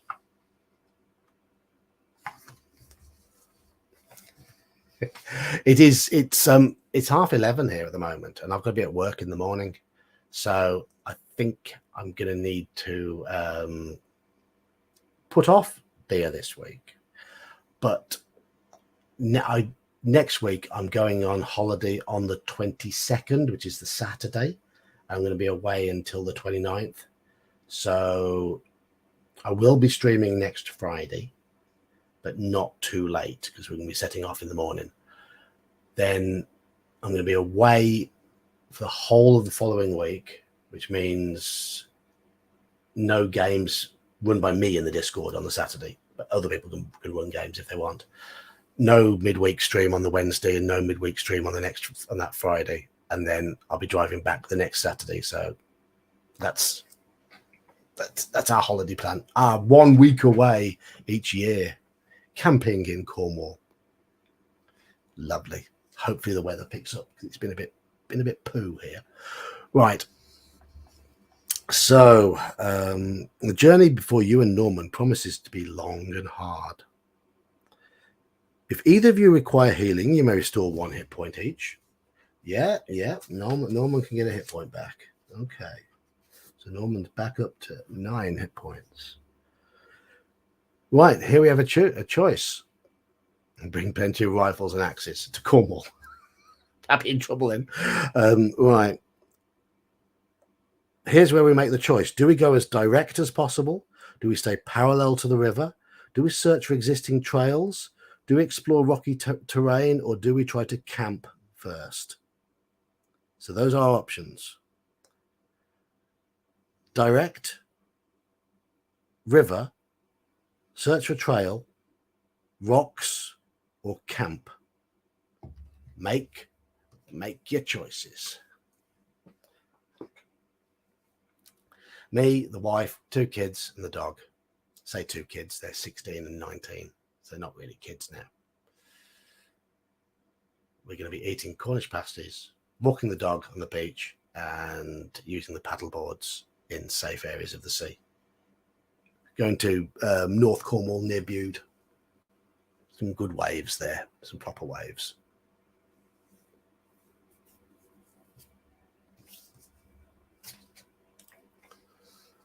River, trail, camp.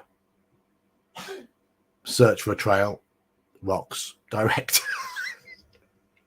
So we've got 2 people voting for the trail, which is search for a trail, and 1 voting for all the other options.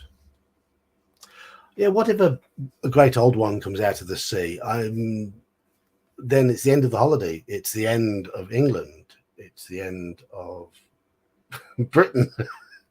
It's the end of the world. Might have to have a few pints down there. Yeah, that's very, very possible. And Proper Job is a good beer. I've had that before, yes. My brother's a fan of Proper Job.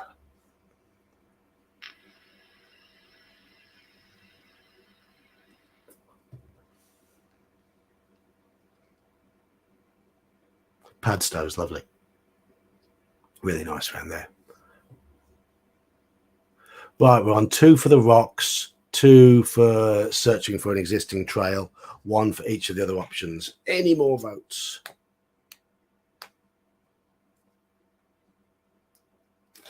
We normally go to Wales, but our regular campsite was fully booked this year, so we chose to go to Cornwall instead. The kids haven't been. Well, my daughter was 1 last time I went to Cornwall, but they haven't been. So they'll be shocked by the size of the waves.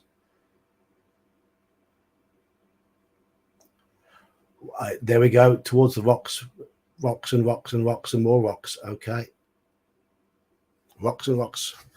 Good fresh fish in Cornwall. So we're exploring rocky terrain. 595. This is the last one I'm going to read tonight. I did say 15 to 20 minutes, about 20 minutes ago. So this is the last one I read tonight. I'm going to be up for work in the morning. My last week at work next week, before a week off. After a hard day's trek, alert for the dangers and oddities of the valley, you and Norman withdraw for the night under a granite overhang and light a fire of twigs and pine needles. Make a science geology check. Okay, I'm not a geologist. Is Norman a geologist? Yes. Oh, he's done a little bit of geology, 20%. No. No, okay. If you fail, go to 513.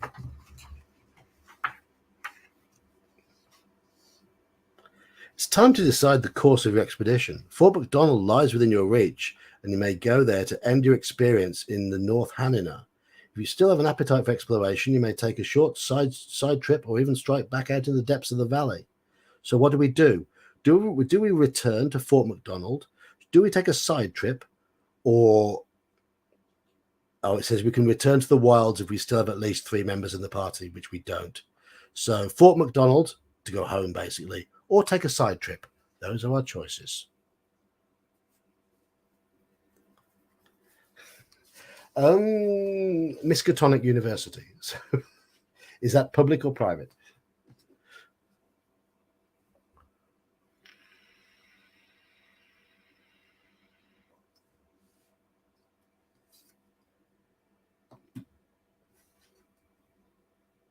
Okay, so everyone's saying go to Fort MacDonald. Right, okay. 593.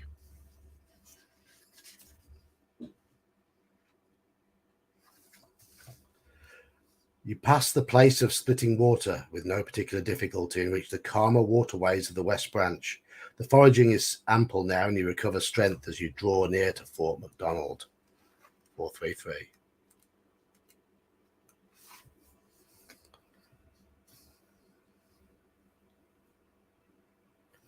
After so many days on the river and nights in the woods, it feels strange to sit in a stifling room and answer questions about your conduct. If you have lost any members of your party or have confirmed their death, multiply the number of each such losses by 15. So we lost 3. 40 for that. Okay. So that's our liability score. Right. Okay. Roll D100. If the result is greater than your liability score, go to 530. Okay. It is greater. Roll 59.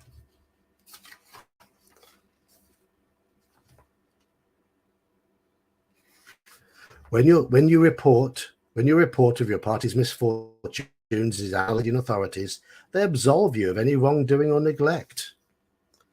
You must decide what to announce as the primary result of your explorations in the valley of the North Hanina. The other discoveries can wait. Okay, we have none of the keywords that it lists here. So we go to 430. Even before arriving back in Arkham, you know your lack of hard evidence will undermine your credibility. We've got 1 graduate student left, so we turn to 83. It's wrapping up the adventure. The verdict of the Canadian authorities counts in your favor, but the parents of your students rise up in arms and force a thorough review of your case.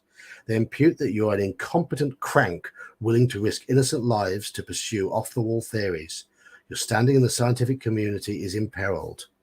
You stand on your record, make an anthropology check, and pass it. If you succeed, go to 418. We found some evidence in the first expedition, but we didn't get any of the keywords written down this time. The Board of Inquiry dismisses the charges against you. You settle back into the academic community.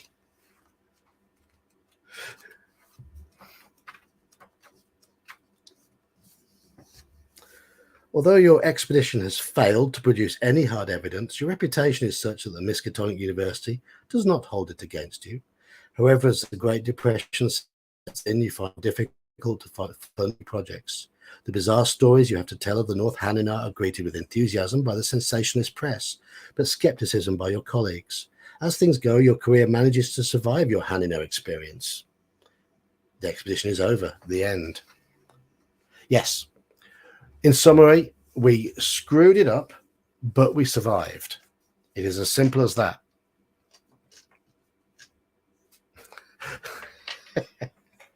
So it was a failed expedition that we survived. But for those of you who know Call of Cthulhu well, quite often getting away alive can count as a success.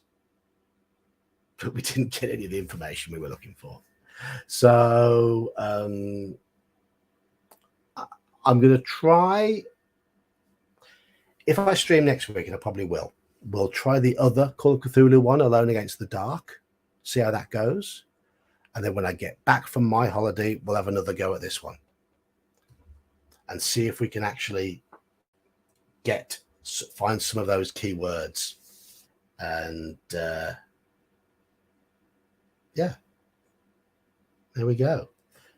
There we go. We live to fight another day. So I am going to draw this to a close. Thank you all for so we got to the end of an adventure, but we didn't succeed. Thank you all for taking part in this. I'll probably see some of you here next Friday. All of you here, hopefully. So I do intend to stream next Friday. The only way I won't is if we have too much packing to do. I will be playing in our game tomorrow. So on our Discord tomorrow, there's a game of OSE starting at 2 p.m. UK time, which is at 8 or 9 a.m. most parts of America. Anyone can join. We currently have a group of 8 of us, which is quite a lot for Gingerbeard to cope with. Gingerbeard's running that one, and I'm running MERP in the evening, where the party in the MERP game are exploring the Erin Vaughan, trying to deal with a haunting that is happening on the edge of a village, on the edge of the Erin Vaughan and to the west of Cardolan. So that's what we're going to be doing tomorrow. Lots of games tomorrow, and then work on Sunday. I work Sundays. Oh well. Well, thank you all for taking part in chat. It's been a nice change of pace to play something different with a party of characters. Do feel like poor Bernard is very much doomed in this adventure.